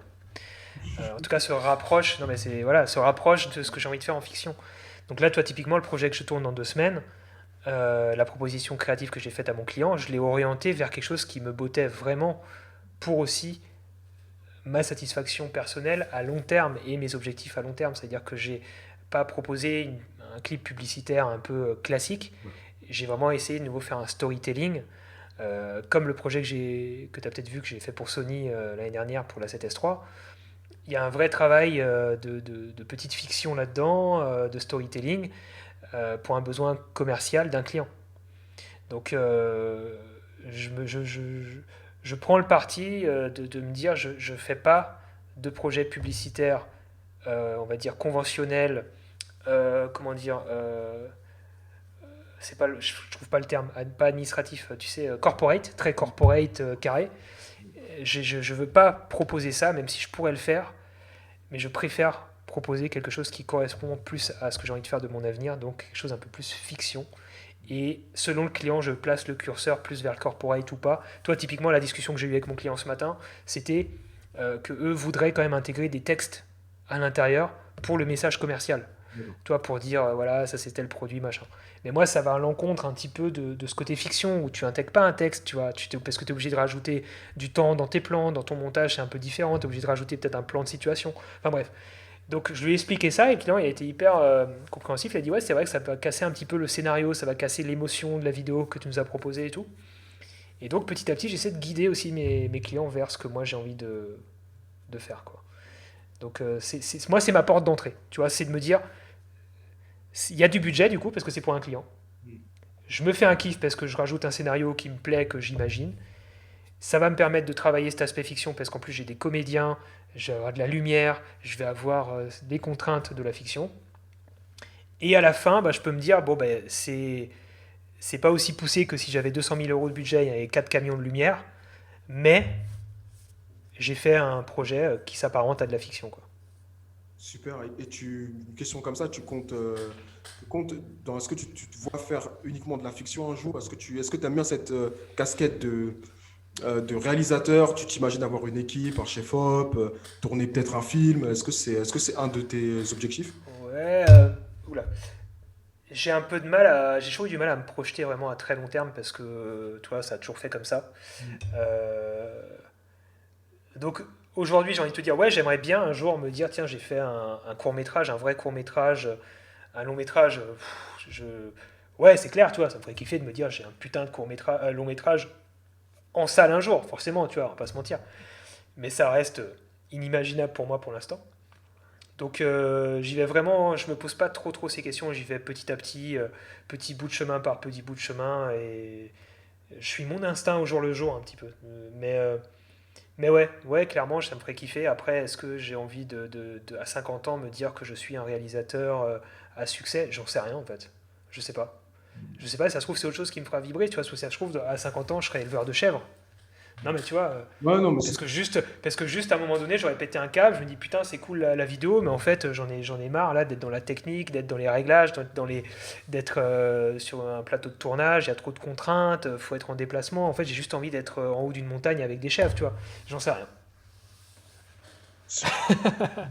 non, mais je comprends un peu la logique. C'est vrai que moi, je suis très du genre à avoir cette vision de me dire, OK, moi, c'est là où je vais arriver. Ouais, C'est-à-dire, je contrôle bien sûr pas tout et je contrôle même rien, j'ai envie de dire, tu vois, parce qu'il y a plein de choses qui peuvent se passer, etc. Mais comme ça, je me dis, OK, j'ai cette vision, j'ai envie d'atteindre ça, de faire ceci, cela. Et donc, tout doit se rapporter à cette vision. Mais ça, c'est moi, des fois, qui est un peu trop. mais c'est quoi ta vision alors? Ma vision, moi, c'est faire des films. Clairement, tu vois. Ouais, À un moment donné, faire des films. Et c'est pour ça que j'ai beaucoup aimé ce que tu as dit. Je le prends aussi comme un conseil. Et c'est quelque chose que je commence à faire aussi. Je commence à trouver des clients j'ai des clients pour qui je suis en train de proposer et en train de faire même de réaliser des fictions. Donc, du coup, c'est incroyable, tu vois, de commencer comme ça. ouais. Et Mais, tu vois, tu regardes, tu vas sur Culture Pub, que tu ouais, connais, je pense, forcément. bien sûr. Tu regardes les clips publicitaires de Orange, de Bouygues, d'EDF, toutes ces grosses sociétés où c'est les trois quarts du temps Publicis qui leur fait leurs vidéos. Mais tu regardes, ça dure 1 minute leur pub. C'est des petits courts-métrages de fiction. C'est ça. Ouais. En termes de lumière, en termes de jeu, en termes d'acting, en termes de tout ce que tu veux, c'est des petites fictions à chaque fois, d'1 minute, quoi. Et c'est hyper inspirant de se dire, ouais, après tu rallonges les formats. Tu te dis, ok, cool, j'arrive à raconter une histoire en 1 minute, et c'est souvent beaucoup plus dur qu'en 15. Donc tu vois, après, bon, bah, tu rallonges, tu as plus de budget, tu rallonges, tu as plus de moyens, tu as plus de temps, tu as plus d'idées. Tu veux développer l'histoire d'un personnage, bah, tu peux le faire parce que tu as plus de temps, mais le format pub pour de la fiction, c'est top. Mais est-ce qu'aujourd'hui, t'as une équipe ou est-ce que tu travailles seul? Comment se passe ton entreprise de ce niveau-là? Ah, je bosse beaucoup seul, je bosse beaucoup seul, mais j'ai des gens qui m'entourent qui me soutiennent sur différents aspects. Déjà, j'ai ma compagne qui bosse avec moi sur les réseaux sociaux, donc sur certains réseaux sociaux, qui va me conseiller aussi, on va discuter ensemble de certains sujets, de certaines choses par rapport à mes choix sur YouTube, à Instagram ou des choses comme ça. Elle va aussi gérer l'Instagram d'un de mes projets qui s'appelle donc le guide photo vidéo. Là, petit à petit, elle va commencer à faire un petit peu plus de community management sur Twitter aussi, pour un peu plus animer mon Twitter. Euh, et puis après, j'ai principalement deux personnes qui bossent avec moi en ce moment. J'ai Anthony, qui apparaît dans certaines de mes vidéos, qui est mon assistant depuis 2017 ou 2018, depuis presque le début, qui lui va plus être là pour du cadre. Et Marc, qui bosse avec moi depuis peu aussi sur le projet de la chaîne YouTube du guide photo vidéo, qui va faire du montage pour moi, notamment pour mes formations, qui va m'aider sur les tournages, qui va aussi, avec qui on va réfléchir à des concepts créatifs parfois, enfin bref. Donc je fais quand même beaucoup de choses seul. D'ailleurs, c'est un truc que j'essaie de changer aussi parce que j'en ai marre de bosser seul les trois quarts du temps. Moi, j'aime bien quand il y a une ambiance d'équipe, une symbiose, tu vois, un truc, une force commune qui se crée. Moi, j'aime bien échanger, j'aime bien, voilà. Mais la difficulté pour moi, c'est que 90% de mon énergie va dans mes projets perso, tu vois, que j'essaie de rentabiliser. Donc, si tu veux, je peux pas trouver une équipe qui s'investisse. Enfin, c'est différent de trouver une équipe qui s'investit dans un projet d'un client que de trouver une équipe qui s'investit dans ton projet perso à toi. Toi, c'est pas tout à fait la même chose. Mais je vois. Euh, et parce qu'il faut vraiment que les gens, petit à petit, soient dans ta tête. Parce que moi, je travaille mon image, tu vois. Petit à petit, je suis obligé de travailler mon image. Je suis obligé, en tant que personne qu'on appelle influente, je suis obligé d'avoir conscience de ça. Comment j'apporte les choses? Est-ce que c'est fidèle à l'image que je veux montrer de moi? Est-ce que le sujet est en accord avec ma ligne éditoriale? Est-ce que je traite le sujet de la bonne façon? Donc ça, j'ai besoin d'avoir des gens qui connaissent bien, en fait. Et c'est pour ça que je travaille aussi que je travaille avec ma compagne sur des trucs comme ça, parce qu'elle me connaît bien, tu vois. Donc elle est là le soir où moi j'arrive pas à dormir parce que ma vidéo elle marche pas, parce que j'ai des mauvais retours, parce que toi elle vit ces moments-là avec moi, donc est capable de me dire ça va peut-être pas marcher, ça. Enfin la question c'est même pas est-ce que ça marchera ou pas, c'est est-ce que ça va me plaire ou pas, tu vois. Ouais. Mais mais voilà. Non, mais il y a une grosse importance à s'entourer des bonnes personnes. Tu disais tout à l'heure que tu as ton grand frère qui est entrepreneur. Donc l'important de s'entourer d'entrepreneurs en tant qu'entrepreneur, c'est important. D'avoir Ouais. des personnes de confiance, des personnes de conseil. Donc je trouve que c'est cool de monter des personnes autour de soi. Et puis même, souvent, lorsqu'on est trop seul, trop isolé, eh ben, on peut avoir la tête sous l'eau rapidement. On peut ne Hmm. plus savoir discerner certaines choses. Donc ouais. Ouais. Et toi, c'est vraiment, c'est un truc que j'ai voulu mettre en place quand j'ai lancé le groupe Facebook, l'atelier des créateurs. C'était vraiment de faire en sorte que les différentes têtes pensantes, les indés, puissent facilement échanger de façon saine, avec une bonne modération derrière, pour peut-être créer des petits groupes de travail, échanger, se conseiller, se sentir moins seul, quoi, parce que c'est vraiment le pire quand t'es indé, c'est de se sentir seul, quoi. Il y a forcément un moment où tu te sens seul. Et déjà on le disait aussi un peu tout à l'heure, mais tu te sens rapidement déconnecté de ton entourage qui est salarié. Parce qu'on n'a pas du tout les mêmes contraintes, on n'a pas du tout la même vision du travail, on n'a pas la même vision de l'avenir, et on n'est pas satisfait des mêmes choses. Et on n'a pas le même agenda du tout, les mêmes habitudes. Et on se sent déconnecté, donc on n'est pas forcément dans les mêmes discussions autour d'une table, tu vois, on n'a pas les mêmes contraintes, on va pas. Et quand tu fais un resto avec tes potes qui sont salariés, quand tu fais un resto avec des indépendants, c'est totalement différent, tu vois, les discussions, les problématiques, et tu te sens quand même beaucoup plus compris quand tu es avec des indépendants. Et donc ouais, c'est important de s'entourer. Et, et ouais, je kifferais de réussir à mettre en place un moyen de créer plein de petites entités qui se rencontrent comme des petits clubs de créateurs comme ça à travers la France entière, tu vois, où les gens comme toi, comme moi, on se voit comme dans un club en fait. Et C'est cool ce que tu me dis, dans le sens que l'année dernière, j'ai fait j'avais, et je pense que tout le monde, beaucoup ont ce besoin-là en France, parmi les vidéastes, les indépendants, mais là, je vais vraiment parler des vidéastes. J'avais fait une sorte pas de club, mais de rencontre, en fait, entre vidéastes, et le thème, c'était tout simplement la créativité, le business et le filmmaking, qui sont pour moi les trois piliers un peu du vidéaste. Et je me rappelle, on était 25 et le but, c'était d'avoir des vidéastes expérimentés et des vidéastes débutants hmm, qui se rencontrent, qui échangent. Il y a même, je t'enverrai même une vidéo, il y avait une petite vidéo qu'on avait tournée plutôt cool. Et c'était super en fait, parce qu'il y avait plein d'échanges, on se comprenait, il y a des problématiques.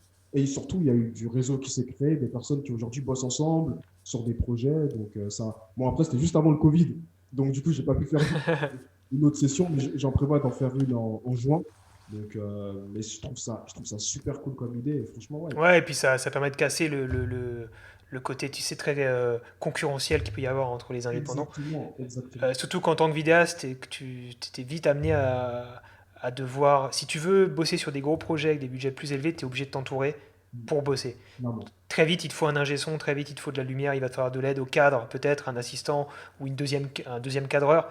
Donc tu es obligé de t'entourer, tu peux pas te voir les autres comme des concurrents, tu dois les voir comme des collègues et des gens qui peuvent t'aider. Et toi, tu vas pouvoir les aider, prêter du matériel, mettre votre matériel en commun pour répondre à un appel d'offres, etc., etc.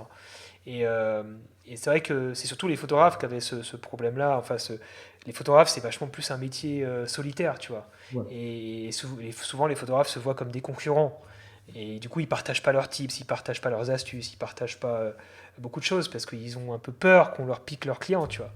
Et moi, j'essaie de faire évoluer ça et de se dire, les mecs, on a tous les mêmes contraintes, on a tous le même métier. Et encore une fois, il y a tout type de clients pour tout type de prestat et inversement. Donc t'inquiète pas, personne te piquera ton business parce qu'il est moins cher que toi. C'est juste que le client qui paye moins cher, de toute façon, il n'aurait pas été intéressé par toi. Et le client qui a envie de payer cher, il prendra pas un mec pas cher parce qu'il n'aura pas confiance. Donc t'inquiète pas, du business, il y en a pour tout le monde. Et il vaut mieux s'entraider, quoi. Clairement. Clairement, clairement. Écoute, c'est super cool. On a parlé de plein de choses et c'est On vrai. a parlé de plein de choses. Ça peut durer Ouais. 24 heures. Ça peut durer 24 heures. Mais du coup, je vais te poser les dernières questions. Tu as donné plein de conseils. Mais si tu devais en retenir un seul, ce serait lequel? Que tu pourrais donner à des vidéastes, que ce soit des vidéastes débutants ou même qui sont plus expérimentés? Euh, ouais, après, c'est peut-être un conseil dont ils ont déjà conscience, mais je dirais que ouais, faut jamais rien lâcher, quoi. Je dirais, pour utiliser le terme que j'aime bien utiliser, avoir la niaque tout le temps. Euh, avoir la niaque, quoi. Avoir la niaque et cultiver sa niaque. Et ça, c'est chacun qui va trouver comment il peut faire ça, mais il faut pas perdre ça, quoi. Et tant que tu as la niaque, tu vas avancer un pied devant l'autre, quoi. Et il faut y croire, quoi. Après, je saurais pas quoi te dire d'autre comme conseil. C'est bateau, mais ça me paraît essentiel, quoi. Parce que si moi je fais le résumé de mon parcours, c'est parce que j'ai toujours cru. Je savais pas en quoi je croyais. Je croyais juste, enfin si je croyais juste en moi, mais concrètement je savais pas vers où j'allais. Ouais. C'est juste que je savais que j'étais capable de faire quelque chose et que ce quelque chose pouvait me faire vivre. Et voilà, ça m'a suffi à avancer, quoi. Ok, ok. La niaque, j'aime bien ce terme, la niaque, parce qu'on on sent l'intensité de se donner à fond en fait pour son projet. Ouais, mais je pense que ça parle à tous les indépendants, quoi. Ce côté où tu te réveilles le matin, ouais, si t'as pas la niaque, tu fais rien de la journée. Ouais, ouais, Tu t'avances pas. c'est vrai. Et Et tu vois, c'est très conceptuel le pourquoi t'as la niaque. Toi, moi, j'ai pas forcément d'objectif à très long terme qui est très concret, tu vois. Il y en a qui vont avoir des objectifs très concrets. Moi, c'est juste, voilà, j'ai une idée approximative de vers où je vais, mais j'y vais, quoi. Voilà. On dit souvent, je sais pas où on va, mais on y va, quoi. Enfin, voilà. C'est ça, quoi. mais, mais du coup, actuellement, ton activité on en a un peu moins parlé, mais de vente de produits en ligne, vraiment ton activité digitale, ta chaîne YouTube, les liens d'affiliation, ce sont des éléments que tu souhaites encore plus développer. Actuellement, tu passes plus de temps sur ça ou c'est vraiment, après ça, tu l'as dit, Ouais, ouais. c'est vraiment, OK, bah, tu sais quoi, aujourd'hui, j'ai vraiment envie de me plonger dedans, je me plonge dedans, et puis pendant 3 jours, m'en parlez pas, je vais plutôt faire ça. Ouais, je te dis, c'est au jour le jour. OK. C'est au jour le jour. J'ai des gros projets en tête comme ma formation, comme Ok. d'autres trucs pour être plus nomade, etc. Dont j'ai pas encore parlé. Le labo argentique là, que je suis en train de finir d'aménager. Enfin bref, j'ai énormément le guide photo avec le développement du site, de la chaîne YouTube depuis peu, l'Instagram, etc. Enfin bref, il y a plein de trucs. Et, euh, et ouais, je le fais au feeling. Et c'est coup, c'est pas forcément ce que je conseillerais parce que du coup, des fois, tu as des trucs qui avancent pendant 2 mois et après, ils avancent plus du tout pendant 6 mois. Donc, c'est pas forcément la meilleure des méthodes et c'est là où il faut que je m'organise mieux. Mais non, c'est un peu au feeling. Et après, il y a la réalité, forcément, toujours, on va pas se mentir, la réalité financière. Donc là, tu vois, en, en janvier-février, j'ai pas beaucoup bossé.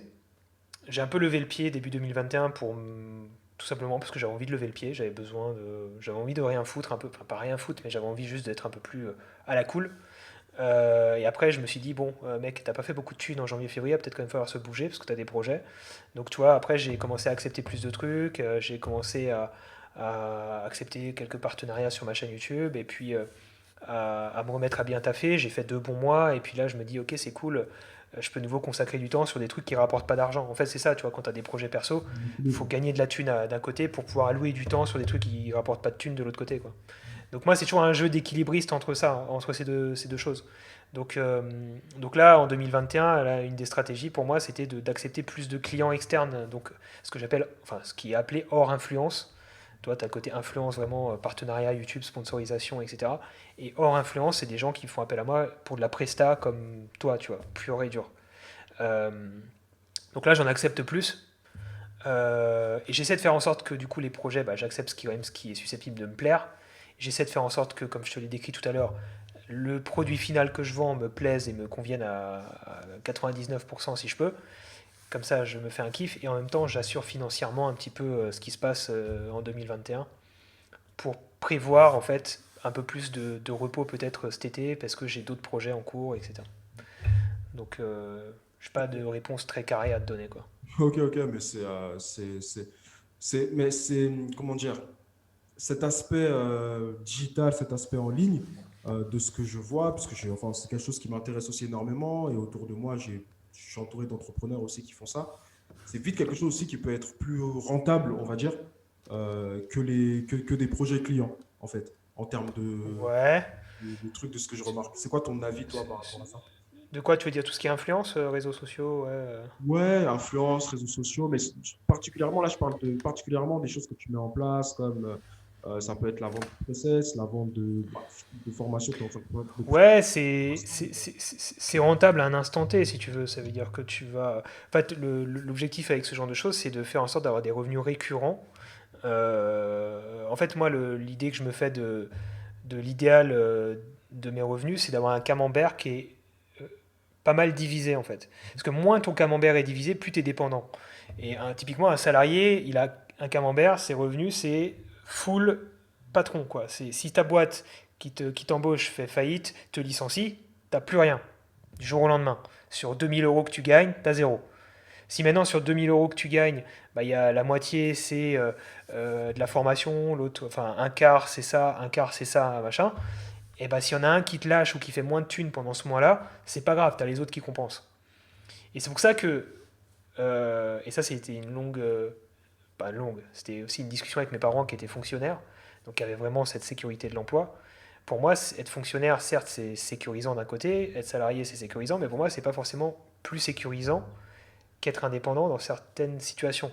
Parce qu'à partir du moment où tu as réussi à développer des revenus à peu près stables dans ce camembert que tu as pas mal découpé, c'est limite plus sécurisé que de ne dépendre que d'une seule source de revenus. Je ne sais pas si je me fais bien comprendre, mais en gros, voilà l'idée.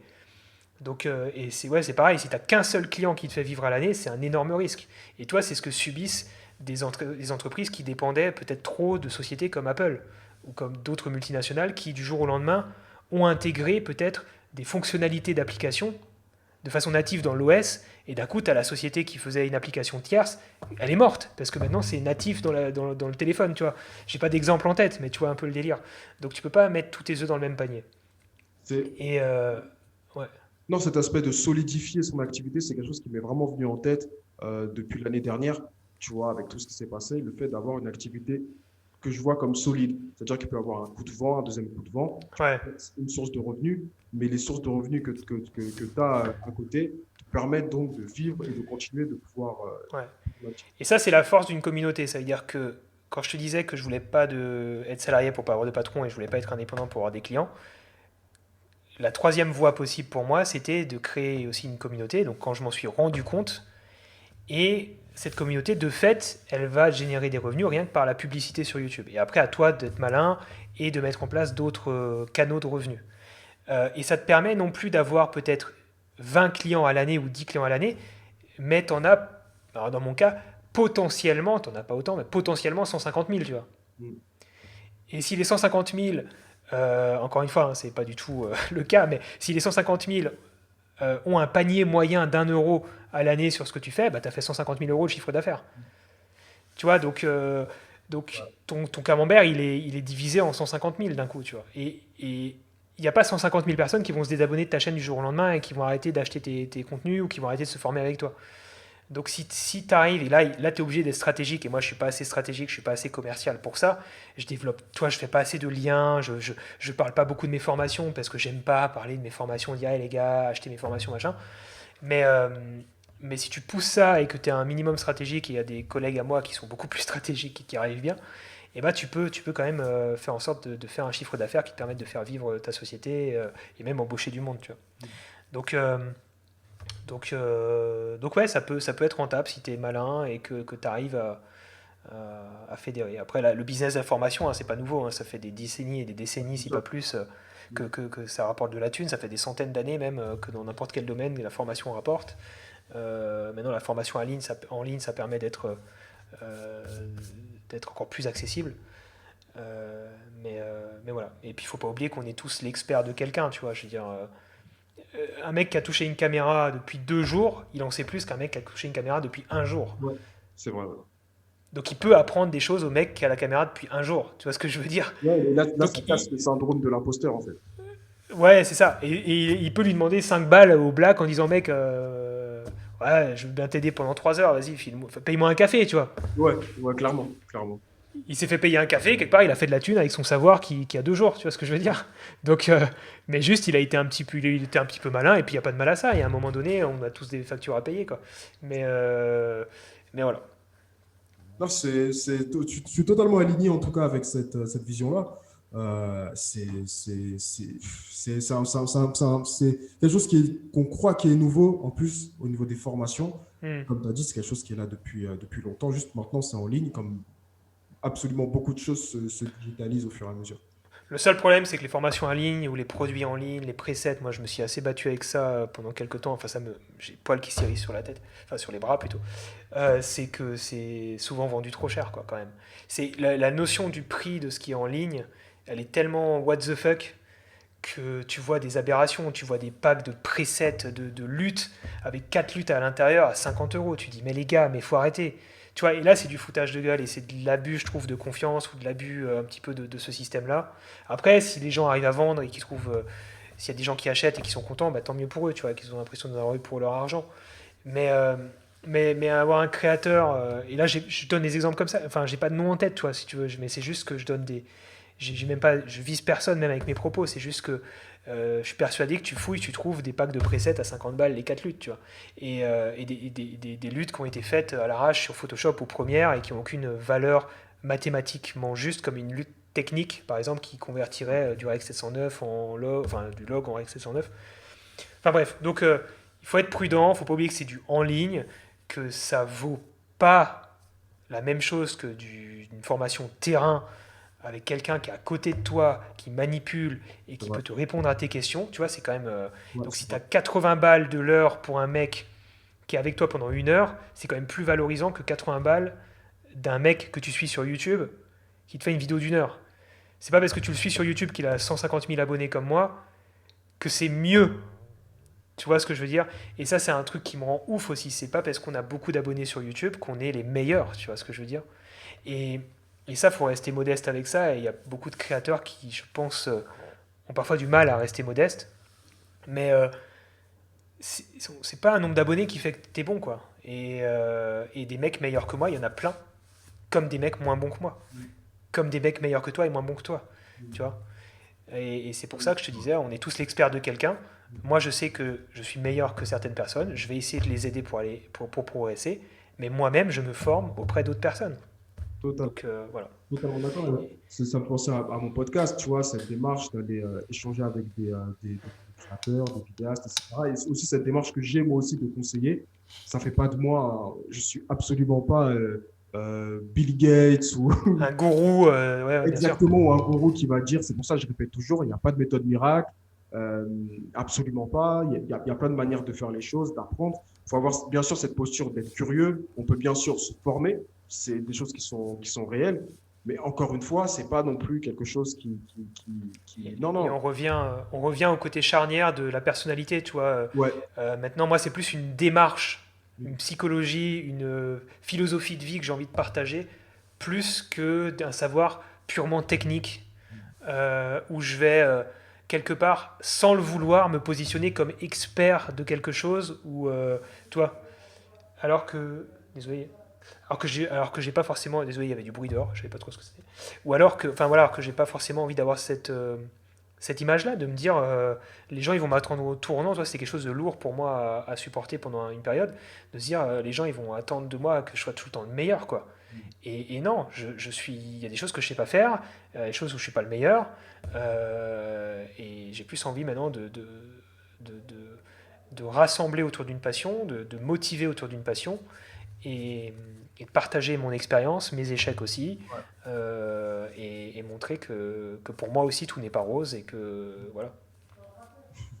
Bah, écoute, c'est cool. Parce que là, on va vraiment atteindre les 24 heures. Et je dois pisser, mec, mais je dois tellement pisser. J'ai une dernière question. C'est la dernière.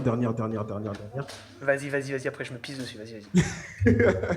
Quelle est ta pire ou ta meilleure, en tout cas, ton anecdote de tournage la plus insolite? Vraiment, le tournage, c'est là où il se passe des fois des expériences incroyables. Et c'est quoi ton expérience la plus incroyable? Positive ou négative d'ailleurs? Tu as le choix. Et ben alors, tu sais quoi? je vais te faire chier parce que tu dois faire un montage audio dans ton podcast, Ouais, mais je vais prendre le temps d'aller pisser pour y vas-y, réfléchir. Parce que du coup, vas-y, vas-y. c'est une question où je vais réfléchir, donc je vais en profiter pour aller pisser. Vas-y, pas de souci.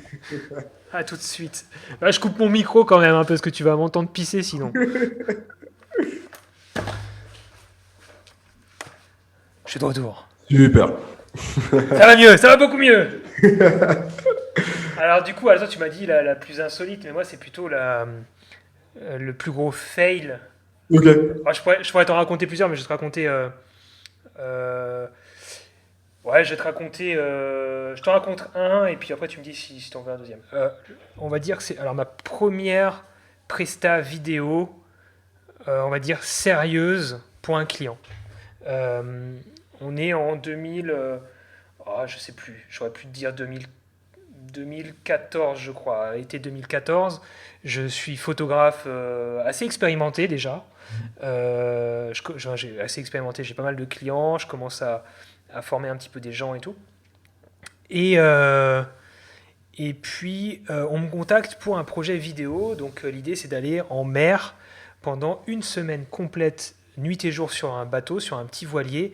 En fait, il y avait 3 voiliers pour aller filmer comme ça cette prestation en fait de voyage avec plein de jeunes adultes sur des voiliers. Donc, tu vois un peu le délire en mode bonne ambiance et tout machin. C'était une prestation que proposait une société.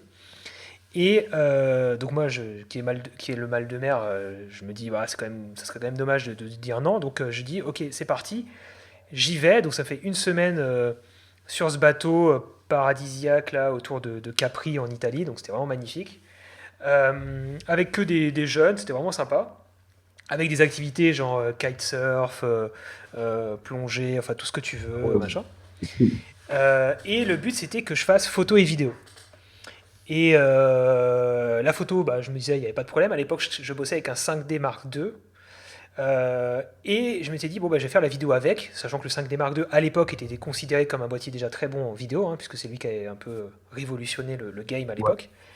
Euh, et je me suis dit, bah, je vais essayer d'aller plus loin, alors que, je te l'ai dit, j'avais pas beaucoup d'expérience en vidéo. Je me suis dit, tiens, je vais vraiment être un abruti fini.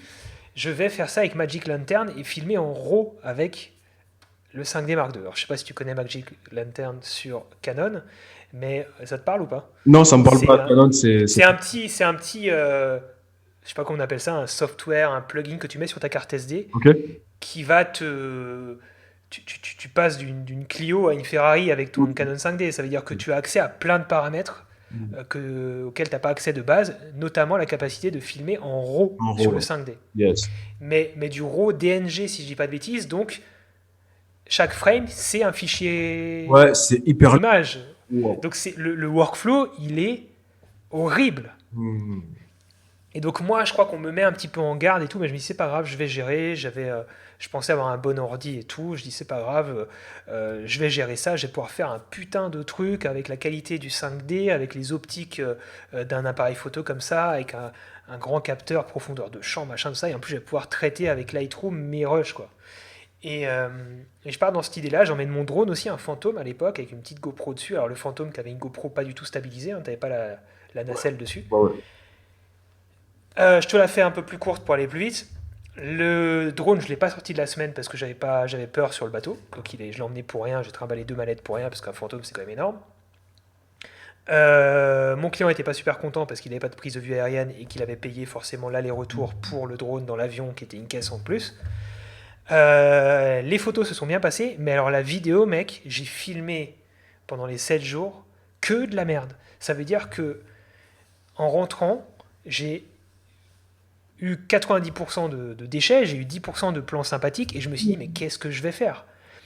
Et il faut savoir que eux avaient organisé une autre semaine de tournage avec une petite boîte de prod qui avait l'habitude de filmer et ils m'avaient montré leur vidéo comme référence et c'était une vraie belle vidéo, tu vois, même encore aujourd'hui, je pense que si je voyais la vidéo, je me dirais putain, elle est cool, elle est rythmée, elle est dynamique, les images sont cool, il y a du drone, il y a des transitions sympas et tout machin. Et moi, je savais qu'avec ce que j'avais filmé, j'étais à des années-lumière, dans tous les cas, même avec 10 ans d'expérience de plus, de pouvoir proposer quelque chose de bien, tu vois. Donc c'était un peu la panique. Et le workflow, donc pour dérocher ça, il était tellement infernal, le traitement sur RAW, les exports sur les traitements sur Lightroom, exporter sur Lightroom chaque image, ensuite en faire des séquences sur Premiere, etc. Machin. C'était tellement l'enfer que finalement, en fait, j'ai jamais sorti la vidéo. Donc, j'ai dû temporiser avec mon client plusieurs semaines, plusieurs mois. Il attendait, il me relançait, je trouvais des excuses. Et je savais très bien que plus ça s'éternisait, moins il y aurait de chances que ça sorte. Tu vois, le genre de projet qui... Et je me disais, putain, mais qu'est-ce que je vais faire, quoi. Et finalement, j'en ai rien fait. Donc, c'était un gros fail. C'est que Attends, j'ai jamais... il s'est passé quoi? Le client, il avait payé pour le projet? Donc, enfin, comment ça? Alors, par chance, c'était un de mes premiers projets. Je débutais dans la vidéo. Donc, si tu veux, eux, ils m'offraient la semaine, tu sais bien comme c'est, Ok. Ouais, ce qui était la moindre des choses. Et en fait, il n'y avait pas de budget en plus. Mais en gros, en fait, si tu veux, j'ai vraiment profité pendant cette semaine aussi. J'ai pas juste taffé. J'ai vraiment kiffé aussi, tu vois. Mais à l'œil. Donc, en gros, j'avais pas d'énormes regrets dans le sens où ils m'avaient pas payé, tu vois. Donc ça allait. Mais je me sentais quand même redevable, tu vois. Et surtout que ça faisait pas pro en termes de bouche à oreille et tout. En plus, c'était des gens qui avaient quand même un peu de contact et tout. Donc un très très beau fail. Et, et, et ouais, je crois que c'est la première fois et peut-être la seule fois où j'ai juste jamais fini ce qu'on m'a commandé, quoi. ouf, waouh.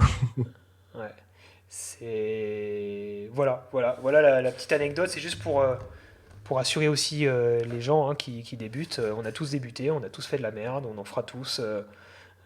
Voilà. Moi, des vidéos sur YouTube, il y en a au moins une par mois qui sort pas parce que juste je suis pas satisfait et elle reste dans les cartons, tu vois.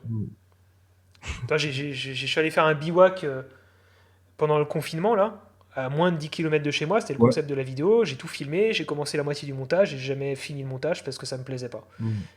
Mais voilà, donc c'est comme ça. Ouais, c'est des choses qui arrivent et Ouais, c'est pas grave. ouais, c'est sacrément ouf cette expérience et je pense que ça fait grandir. Ça fait vraiment grandir.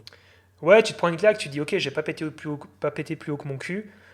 Filmer en RAW, en fait, j'ai voulu en faire trop, c'était pas nécessaire, quoi. Ouais, Et juste être conscient des limites de son matériel, être conscient de son niveau technique, et il faut être en adéquation avec ce qu'on vend, quoi. clairement. Et savoir que tu peux assumer ce que tu as vendu, c'est la moindre des choses, et ça te permet de bien dormir, d'être serein, et voilà.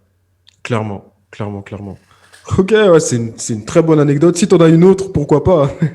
Ouais, courte alors, en photo cette fois-ci. Euh, Grosse prestation photo, on était 5 ou 6 photographes organisés par un pote à moi, mon pote Cyril et un pote à lui. On doit être une équipe de 7, dont 4-5 photographes. Événement politique, je ne donnerai pas le parti politique, on s'en branle. Gros événement politique, rassemblement politique, avec plus de 2-3 000 personnes, je ne sais plus, 2 000 personnes, avec un dîner, un spectacle, etc. etc. Et l'idée, c'était de shooter, de photographier le maximum de monde avec les politiques, sans les politiques. Toi, il y avait des invités, machin, pour ensuite imprimer les photos sur place et les vendre. Et c'est comme ça qu'on se faisait de la thune. On avait un billet de base, mais toute la thune qu'on pouvait vraiment se faire pendant ce week-end, ces 2 jours, c'était en vendant les photos imprimées dans des cadres ou sans les cadres. Euh, donc il fallait avoir un workflow de travail de ouf, avec des gens qui gèrent Lightroom, avec des gens qui gèrent les imprimantes, etc. Et donc on avait, premier fail, c'est qu'on avait prévu cette presta, on l'a fait, en tout, moi j'ai participé à 4 ou 5 prestats de ce type-là, eux ils en ont fait 7 ou 8 je crois, je sais plus. Donc chaque année il y en avait un ou deux. Et cette année-là, on avait prévu des cartes SD ou compact flash Wi-Fi sur les 5D pour que les photos se transfèrent directement au poste de travail Lightroom pour qu'ils puissent éditer au plus vite, imprimer au plus vite et vendre au plus vite. Seulement, on s'est retrouvé dans une immense salle des fêtes, blindée de métal, blindée 2000 personnes qui utilisent leur téléphone et du coup, le Wi-Fi, laisse tomber, ça marchait pas. Donc ça, c'était le premier fail.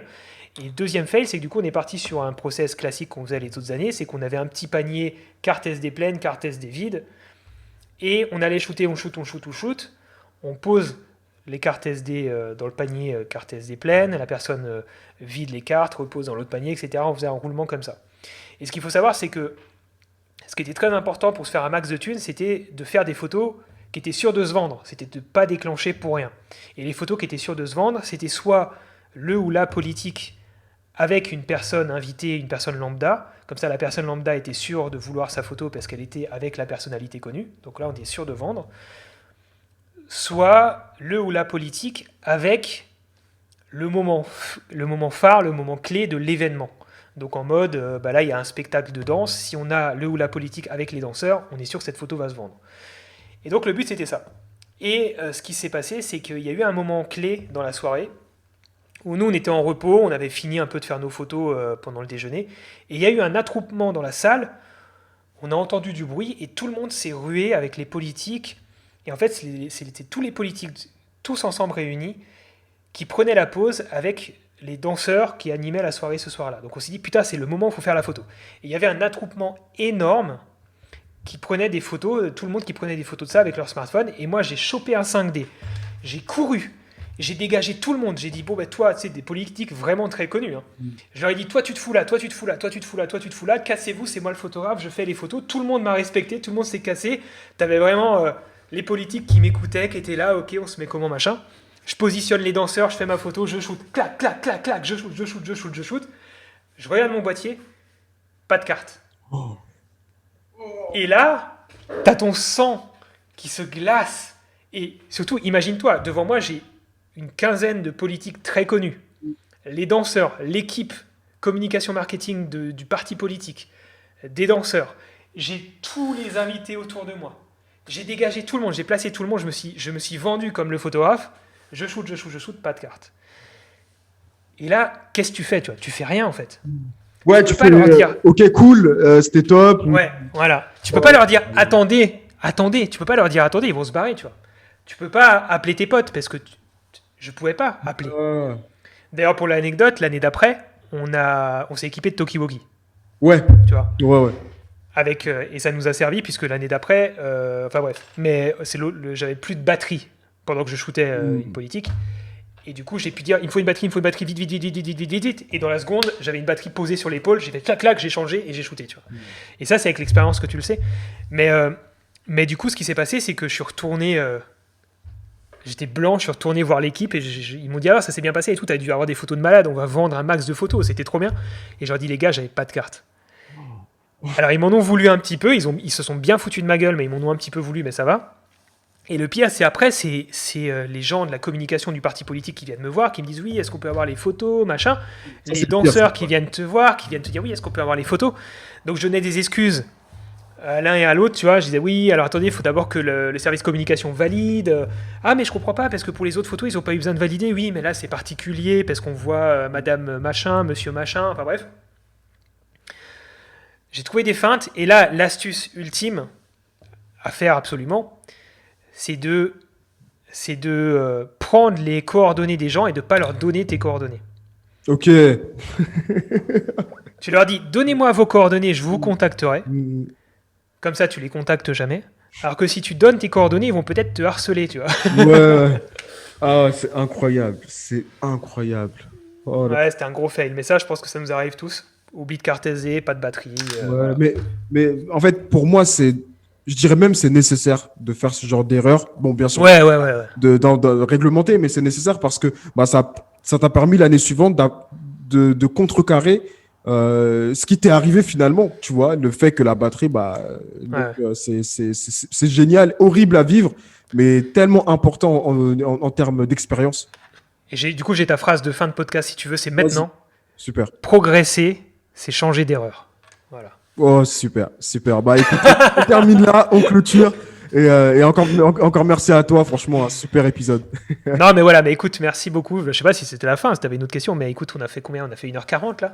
Non, on a fait une bonne durée de film. Bah, est-ce que tu peux juste dire où est-ce qu'on peut te retrouver pour les personnes qui vont te découvrir à travers ce podcast ? Ouais, bien sûr, sur ma chaîne YouTube, Olivier Schmitt, TT à l'Alsacienne, SCHMITT. Sur Instagram, que vous retrouvez facilement en tapant mon nom, ou alors c'est ToutifR, TOUTIFR. Et puis après, j'ai 36 000 autres projets en cours, mais en gros, voici les deux principaux pour suivre mon actualité, quoi. Super.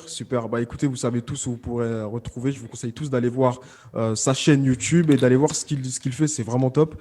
Merci encore à toi, Olivier, pour ce super épisode. Merci Dorian, merci pour l'invite. Yes. Super agréable. Merci pour les bonnes questions. Et puis j'espère que les gens auront apprécié cette conversation pendant tout ce temps. Pendant tout ce temps, pendant cette durée du Seigneur des Anneaux. Ok. Ouais.